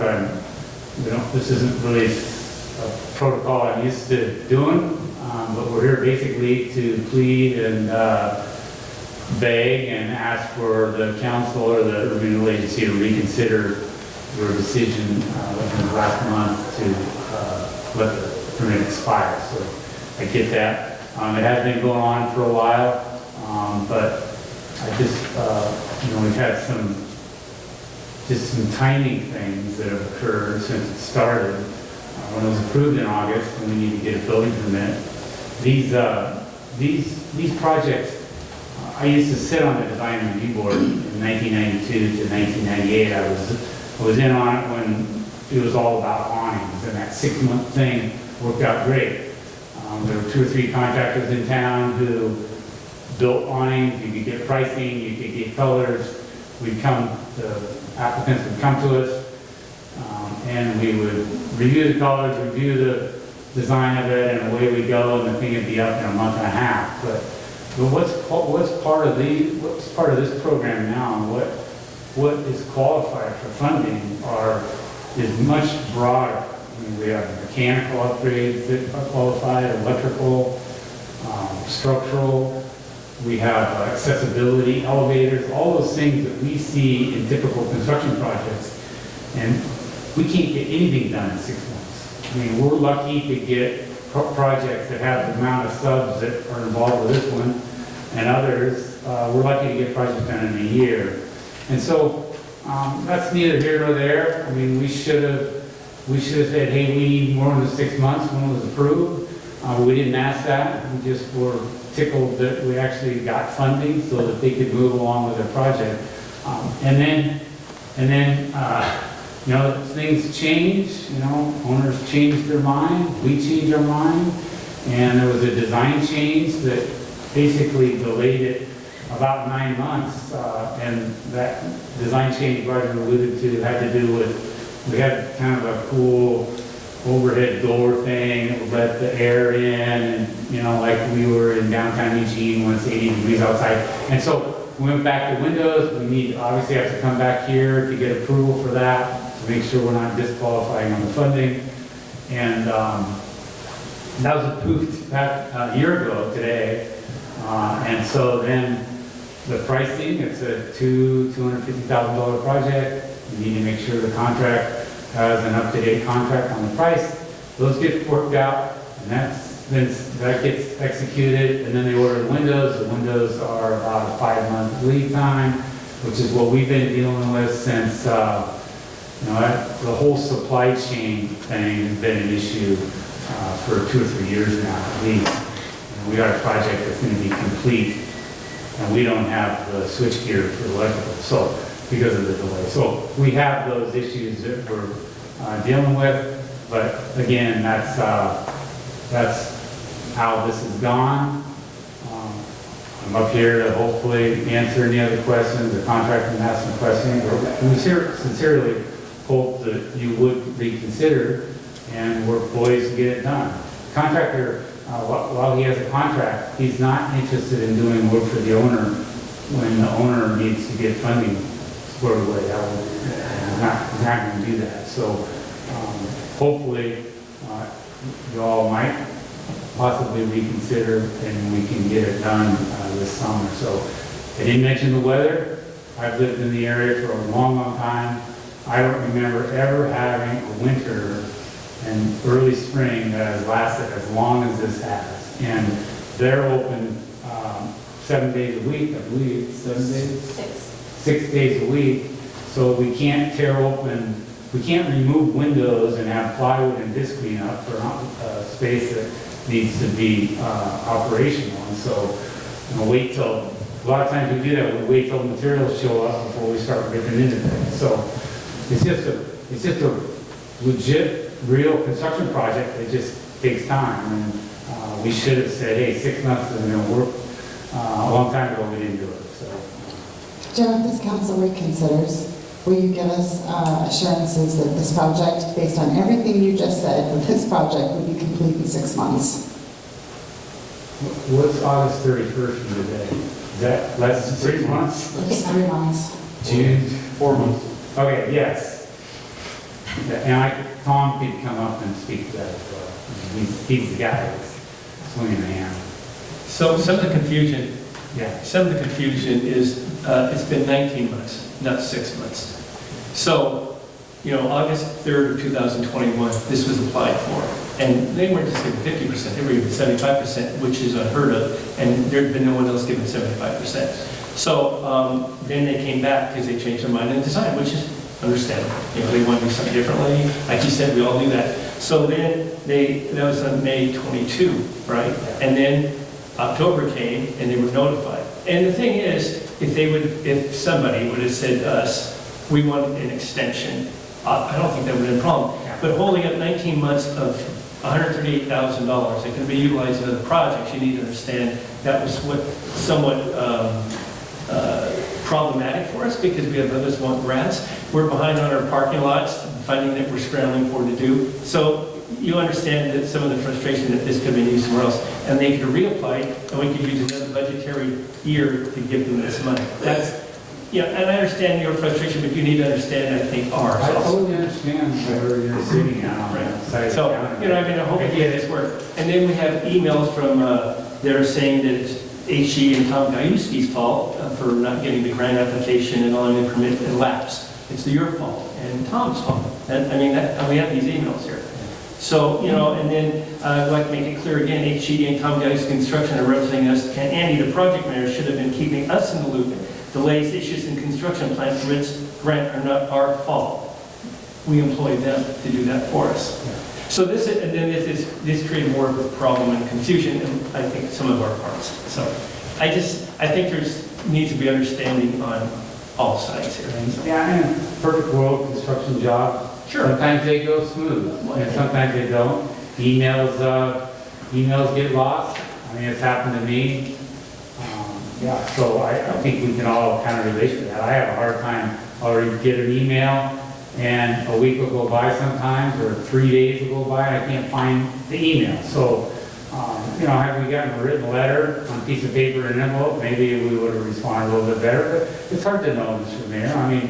We're just trying to get the job done. And just because there's no activity doesn't mean that the project isn't moving forward. No, materials are being ordered, or what have you. So, are you counting 19 months from when it was first approved in August?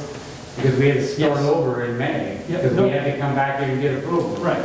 And if we didn't get approval, then, we wouldn't have moved forward. So You're right, 19 months from August 3rd. Right.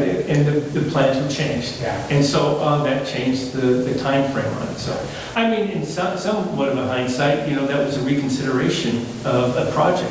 And most times, people would have to reapply because of the different plan. So that wasn't done. And if we have to reapply, I'll be back here with the same exact project. Sure. No change. Tom would be hanging onto his windows. Right. And keeping our fingers crossed that the project might occur. But right now, again, May 9th was what Tom told me earlier today, the mobilization date, and August 31 is the completion date. I think Mr. Mayor, I think we're just trying to create a clear picture, right, of what the council was presented. And then we had the owner's representative here at the last meeting. And to Mayor Benedict's point, those funds, right, could be used elsewhere. And it's a fight right now for, there's more demand for those grant dollars. And we're huge fans of restaurant, and I think you both know that. I'm concerned, the precedent, quite honestly, sets, because we gave 75%, which is the highest amount we've given.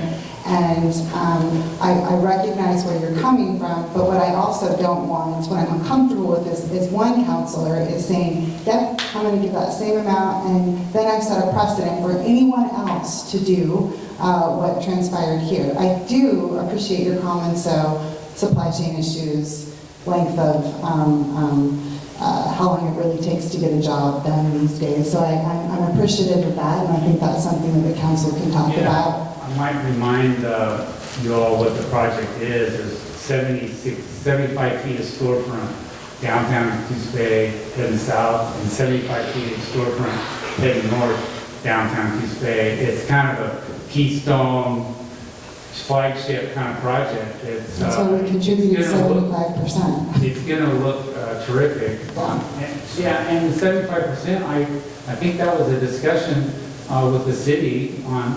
So that I don't think anybody just invented that. That was a suggestion. So that's what was applied for, and that was approved. So I hope you consider it. Roger Craddock's done a great job of trying to steer us to come back here tonight and help us with this. So really appreciate all your effort, and appreciate all the things you guys did. You did a great job with your council meetings. Appreciate it. Are there any other questions from agency members, either online or? I have another question. I'd like to approach the stance. I'm very sorry I wasn't here at that meeting. I was also in town right now. I was in the Caribbean. My mother has vascular dementia, so I was over there looking after her. Rika was here. She could have attended that meeting, but obviously there was miscommunication and we didn't know about it. We emailed in October. I get like 100 emails like we all do every day. We overlooked it, and we shouldn't have overlooked it, and I apologise. I really apologise for not being there. Just wanted to come up and let you know. If there's any questions anyone would like to ask me, I did see the video from the meeting. I could have joined in from Zoom if I knew about it, but Enrique could have done being here in person, but we didn't. I just want to let you guys know that. So the other thing also I wanted to clarify is that the change in design wasn't a whimsical decision. It wasn't a wishy-washy, oh, I changed my mind, I'm a girl, I'm going to make it pink. It was really just the availability of supplies. And initially, we were trying to make renovations based on COVID because we also still didn't know at the time whether COVID was still going to be an issue where we would be shut down again for 5 months unless we had outdoor seating. So those were a lot of the things that we had to consider, and based on availability of supplies, and also based on what originally we really wanted for the facade for the restaurant, then we had to make that big decision of making changes. It wasn't an impulsive decision by any means. But also, as Joe Slack had mentioned, Restaurant O, fortunately, as it had been Benetti, sits, as it could be the crown jewel of downtown Coos Bay with both north and south sides of 101. And I think the design that we have planned for this facade could really benefit beautifying downtown Coos Bay. So it's not just we're trying to get this grant reapproved just for the benefit of Restaurant O, but hopefully it'll ultimately benefit Coos Bay itself. So we hope that you consider this generous grant that was previously approved. Before I open it up for more questions or discussion, I do want to say that there is a reason that it is a cliche, if you build it, they will come. I think this council are true believers in what urban renewal does in our community. Are there any other, Rob, you look like you have? Roger, so unless I'm remembering incorrectly, I don't believe in the last 19 months that there's been any improvement program grants that were denied reconsidered because these funds were encumbered. Is that correct? I believe you're correct. I'll just say, the Boys and Girls Club received a very large urban renewal grant for the dance school downtown, and shortly after we got awarded that, COVID hit, and we also had several delays. But I write several grants every year, so I'm very familiar with grant agreements and deadlines, but I don't think the average business owner is, and I really want to see this project go through because I think it's a great project. Drew, do you have anything? Carmen or Sarah? Yeah, I'll chime in. I also want to see this project move forward. It's definitely unfortunate that the timeline and the requirements have had some issues. And I, like Lucinda, am a little bit, worried about the precedent that we're setting here tonight. That being said, I think it's a worthy cause for urban renewal dollars to be used on. It is a very keystone kind of location for downtown urban renewal. I am definitely open to the discussion of what funding amounts we are comfortable with. But I am in favor of making sure that this project does move forward. However we can help, that I think should be up to us as a body. And along those lines, if this is approved, the funding that we would have available for grants, anything there that is pending that would not be eligible at that stage? No, we anticipate, we provided you a spreadsheet attached to the agenda. We anticipate an additional 2 grant requests for possibly this budget season, Anderson Plaza and High Road Real Estate. If all are awarded at the amounts currently anticipated, that would leave the agency with $1,200 in that line item for the remainder of this budget year. And this budget year ends June 30th, is that correct? You're correct. You say $1,200? $1,234.14. Okay. Exact. But I remember when I became a city councilor, thus being on the agency, we didn't always have full use of those funds, and we didn't have the type of money that we put into this particular fund that we do today. And I think that I would rather use it than carry it over. I agree. I want to support this project. Again, for me, it's about precedent and who comes after this. I'm not comfortable funding it at the 75% level. I would be more comfortable funding it at the 50 to 60% level, 100K, instead of 138K. I think there are ramifications for people or for businesses, quite honestly, who didn't do their due diligence, quite honestly. We didn't get a response back. I understand, I get it, 100 emails, I totally get that. And I was fighting a triple pandemic, but I understand that as well, but again, it's more about precedent for me, right? It's not about you, it's about who comes after you. And so in my mind, I would be comfortable funding it at the 60% level because I believe in the project, which would be closer to the 100K versus 138K. I need my memory jog. It's been 7 years, and I can't recall a time we restarted a facade grant request. Actually, I can't remember one ever, but definitely not after this long. Am I forgetting one? No, I don't recall one being restarted. I know that several have been extended, and there's currently some extensions going on right now. But I would also say there's been some that have been approved that never went anywhere. Yeah.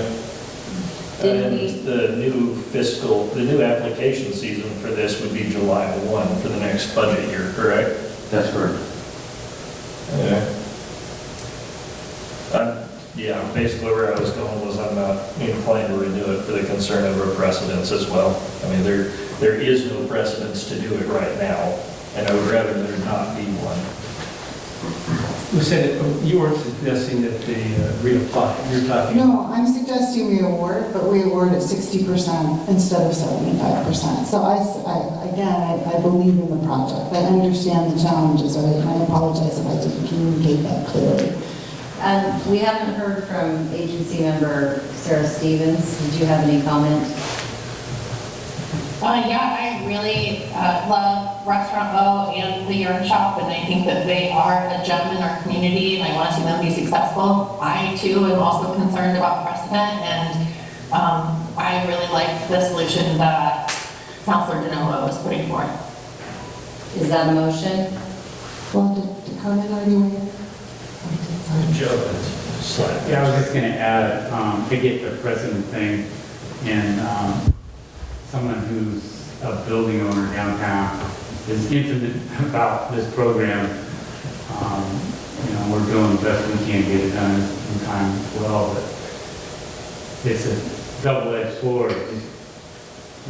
You're worried about setting a precedent. If you set a precedent by changing the dollar amount, I'm just thinking to myself, well, okay, so wonder if this once the city would change the dollar amount on another project. So it makes me a little bit, it's a slippery slope, and so. Well, the city actually is considering approved back renewing then? this. Was that? So remember, the city tonight is considering with the agency to reconsider this, right? So, and quite honestly, I get to your point, I understand what you're saying, but also we're trying to streamline the process to give them some monies, is my Well, that's my own concern. On that subject of precedence, it's not the direction you would want me to go with it, but I would agree on that. That's why I'm just a flat no, is because I'd rather not mess with it. It's one or the other for me. I just feel like we have had such an unusual set of circumstances over the last 3 years, 2 years. I understand what the agency members are saying on both sides of this, but I also, this sounds like the perfect storm. So at this point, unless there are any other comments, I would entertain a motion.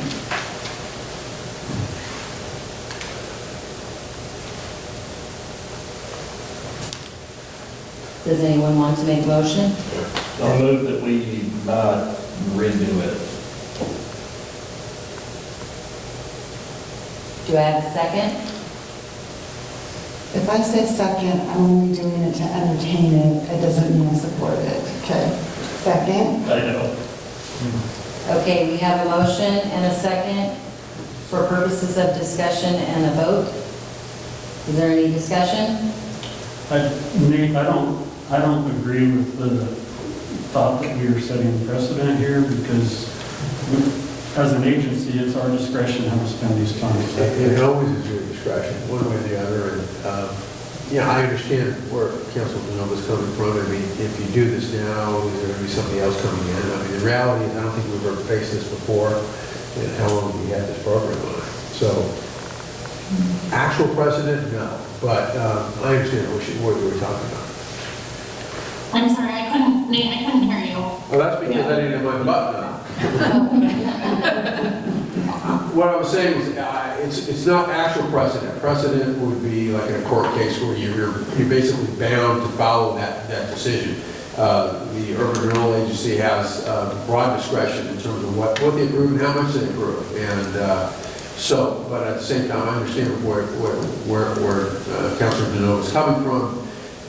The idea that if we do this now, and next time someone's going to come in. My point also was that we never faced this before. We've had this program for, 20 years? Something like that. So, yeah. Yeah, I guess I realize it's not a legal precedent, but it's more of a matter of our word or how we, a code of conduct that we have within the agency on how we deal with delinquent permits or grant applications and awarded grants. It's more how, what kind of pattern people can expect. And this particular grant at 75%, I don't remember how many we've done at 75%. Is this the only one, Roger? To my knowledge, yes. What about the Dolphin Theater? Didn't they get funded at 100%? Roger's your mic on.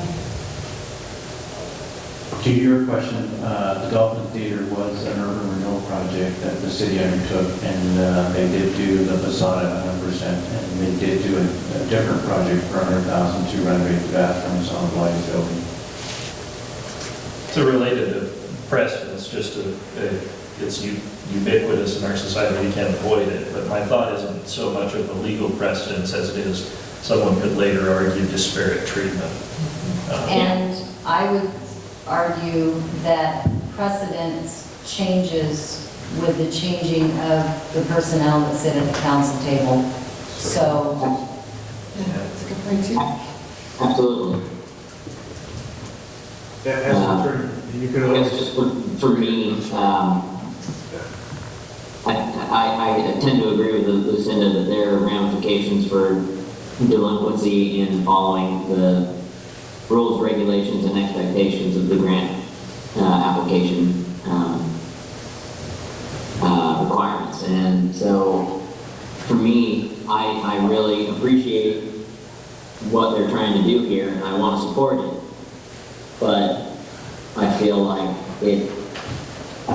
there has to be some kind of limit on how we can continue to support something as we've been strung along for much longer than was anticipated. Nate, did you? oh, I was just going to say that, when you're looking at cases in courts, you know, what do? You distinguish cases factually. Every case is a little bit different. And certainly, if someone else were to come in and request an extension similar like this, I'm sure there'd be factual differences you can distinguish it from. But having said that, I think you understand where I'm coming from. All right, do we have any further discussion?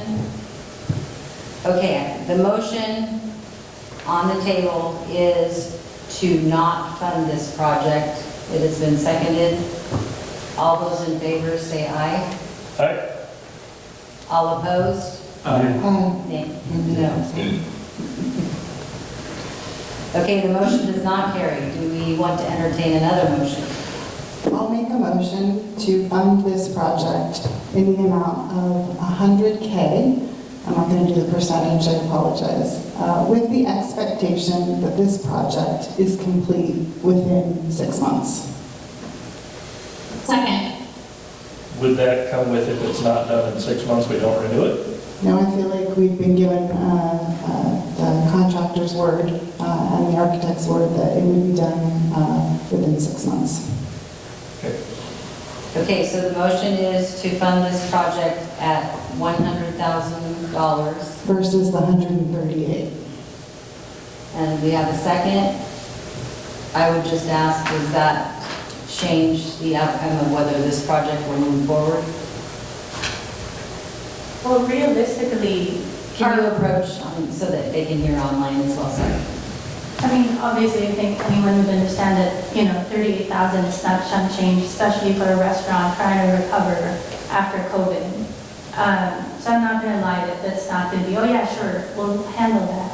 The project in itself, with the understanding that we have to come up with 190,000 to begin with before we can get any monies back, is already huge overall, I think, for anyone, even if you are getting the 7% back. That was already a huge commitment for us. And I understand the generosity of the 75%, and I understand that there were some faults on our side. That's why we're in this situation to begin with. And I'm not here to make excuses. I'm just hoping that you also understand that, coming down also on the percentage that's going to be granted to us. I mean, I really do need to sit down and see if that's a realistic project for us to pursue with a 38,000 decrease in what we're going to get back. Everything has come, I think you all understand, everything has gone up since COVID. The cost of labor, the cost of food, everything is just crazy right now. So to have to reconsider 38,000 for us to foot the bill after to grant, it's huge. I'm not gonna lie. So, Okay, thank you. and obviously we'll take whatever decision the council makes. All right, thank you. Is there any further discussion by the agency? I just want to say that I would be voting nay on this, just because I feel like the project should be funded fully, and not because I don't think it should be funded. Well, even if we did the 100,000, as Lucinda stated, that's still more than 50% that we normally give it. And I understand the 75%, and I know there's some issues on that, but I think we need to also keep that in mind. With that said, We can move forward with the question. I don't Is there a want to motion and a second, or There is, what? I know.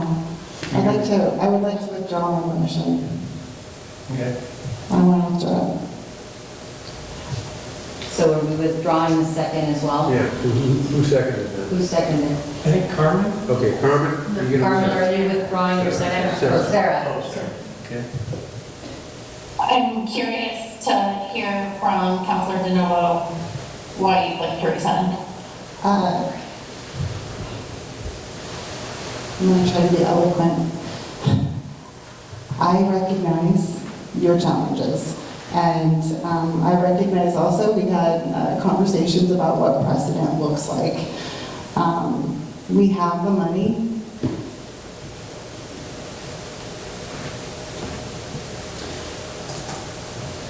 I think to Councilor Kilmer's point, this money is intended for projects like this. And I hope I don't regret this decision, but I will change my motion to funding it at the original amount of 75%. Do we need to have, Sarah needs to withdraw her second. we have to have a withdrawal of the second to move forward on any other motion? I will withdraw to comply, however, I will have to vote no with the full award. As I think it's gonna bite us later. I support the project, I hear everything that everyone said and the complications. This actually originally was brought to us July 27th of 2021. It's been a significant amount of time. And I don't agree with the 75% award moving forward either. I guess where I'm coming from, Sarah, is construction costs, supply chain issues. There is a pandemic, yes. And honestly, will we be in this situation again? I sure hope not. And that's a compelling enough reason for me, even though there is fault upon the owners and the owner's representative. I think those are compelling enough reasons to, that's really why I pulled my motion, and to consider funding it at the 75%, which was originally requested. Okay, so we have a withdrawal of the motion and a withdrawal of the second. And I was going to say something, but that's not really important because I completely forgot what that was. So do we have another motion? I'll make a motion to reapprove the previously approved improvement grant for 260 and 265 South Broadway Avenue. Do we have a second? I will second then. Do we have any discussion? I guess I'll chime in. I am worried that if we don't award close to the full amount, not the full amount, but the project won't go forward, which is unfortunate because I really do want to see that building renovated. It is, like I said, kind of a keystone location for our downtown.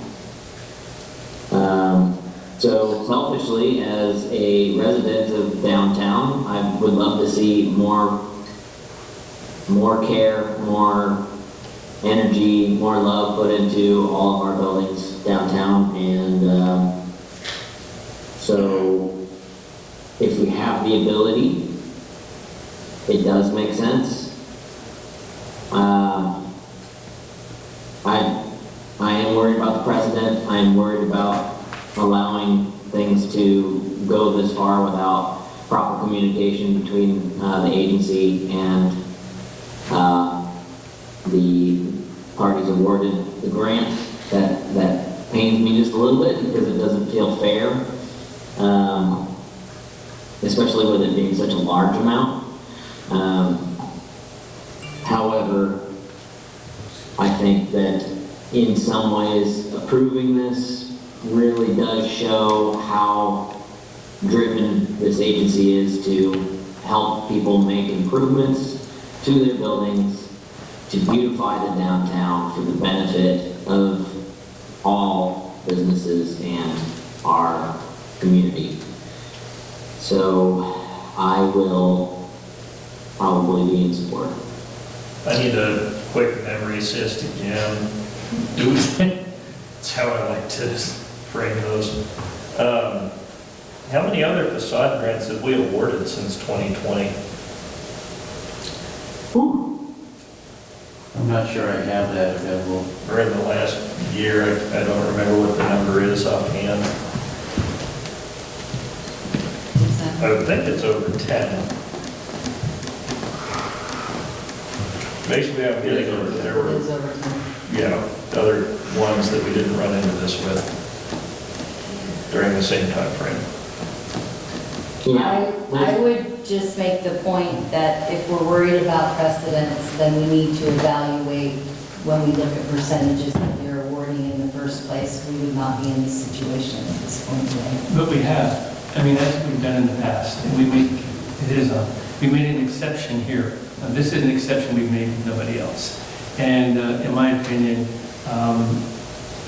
I'm disappointed that it wasn't handled differently, for whatever the reason may be. And that's why we're here. Remember, we turned this project down last vote. And it had nothing to do with whether you were here or not, Rika. It had nothing to do with that. If you were here, it might have made a difference in reconsidering a different amount or whatever. But the point being is that we do make percentages all the time. In fact, if you look at this information Roger gave us, a lot of these started out with 25,000 being the max. And we've really surpassed that. And I think it's the right thing to do, don't get me wrong. But we haven't gone over 50%. And I've asked this council, let's change that percentage. I've asked it multiple times, and this agency, has not done so. So, with a little urging, we got 75%. But I'm still concerned that we are setting a precedent. That we're going to, and if we want to change it, then let's change it. Let's change it now to 75%. Let's do it now before we take that vote. Let's go within some parameters, if that's what we want to do. That's what I say. So, if we want to change it to 75%, and then I'll go ahead and support this. If we don't, then I'm going to stick with the 50%, or in this case, 100,000, which is close. Because if they came back and made another an application, Rika stated the 190, so that's more than the 178 that they had talked about previously. So their prices have gone up. So if you want to even do that. So that's my take on this. I do think we're setting a precedent. I think it's a great project. I think it's a great position to be. 101, believe me, I think it's a keystone place. No doubt about it. But I think we have people to answer to, and I would have difficulty in doing that under these circumstances. I really like that solution, Mayor, because I think that we might actually see more applications if it's known that we would fund at the 75% level, which would get us around this issue that we have here. So I think that that's a great solution. So do I need to amend my motion? Would the We have a 75 motion on the table for this particular project. I think that the matter that was just brought up needs to be handled with a different motion Well, you've got to at a have a different motion time. that's We've on got the to, table. we've got to take care of this motion that's on the table. And I also think the change in the percentage for this program needs to be a different discussion. This project had already been approved at 75%, so I don't know why we would change that now. But this project's already been declined. I mean, we had one that we did not, you know, I didn't vote for it, but it went down. It was 4-3 to not fund this.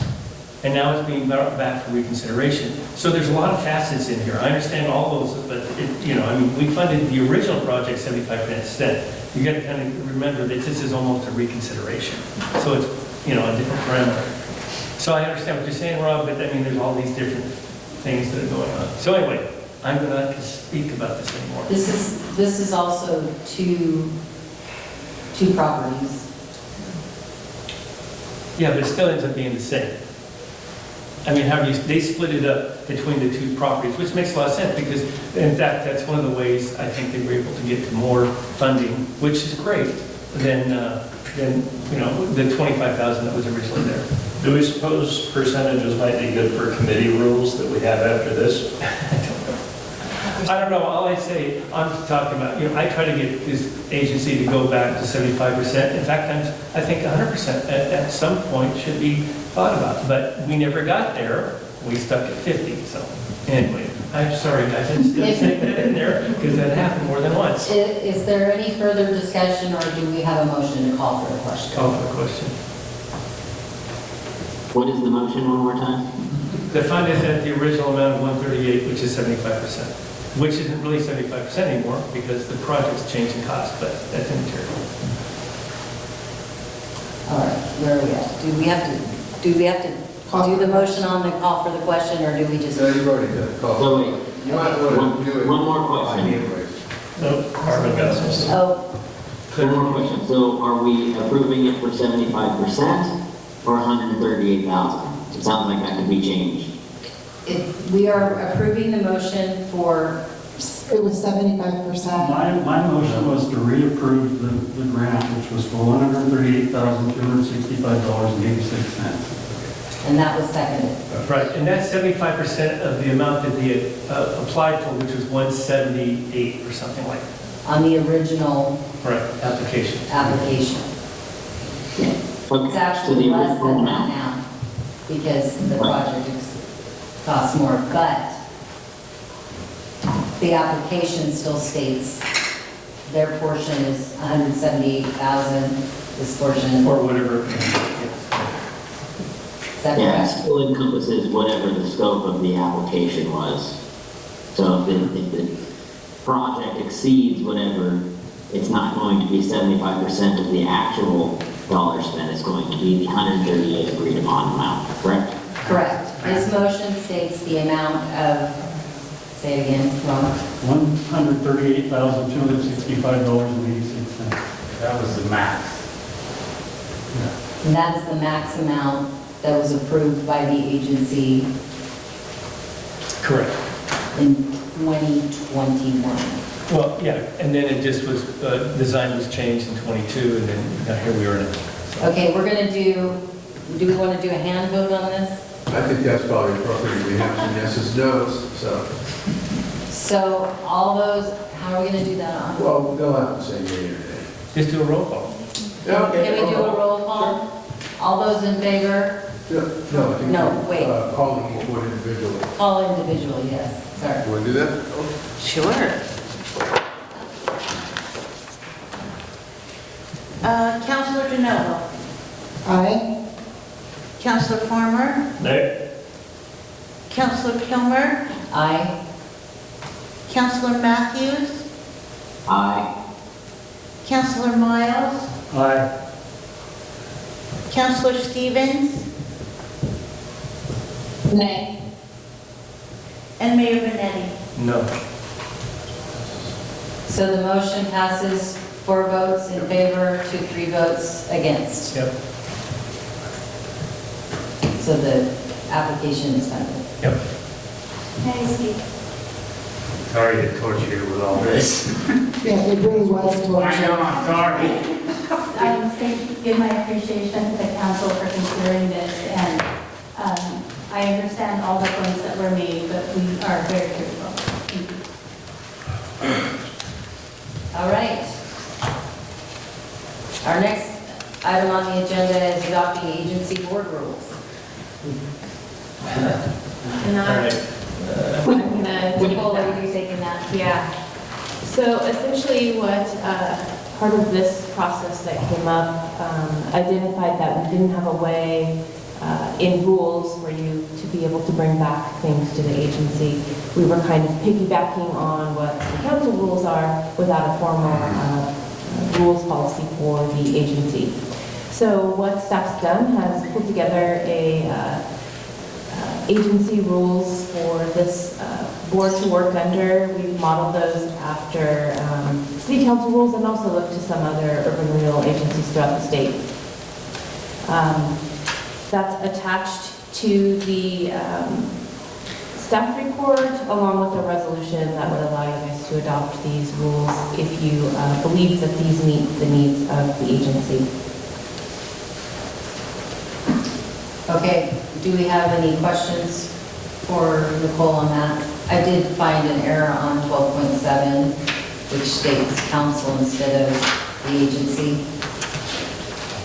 Precedents and motions. Good catch.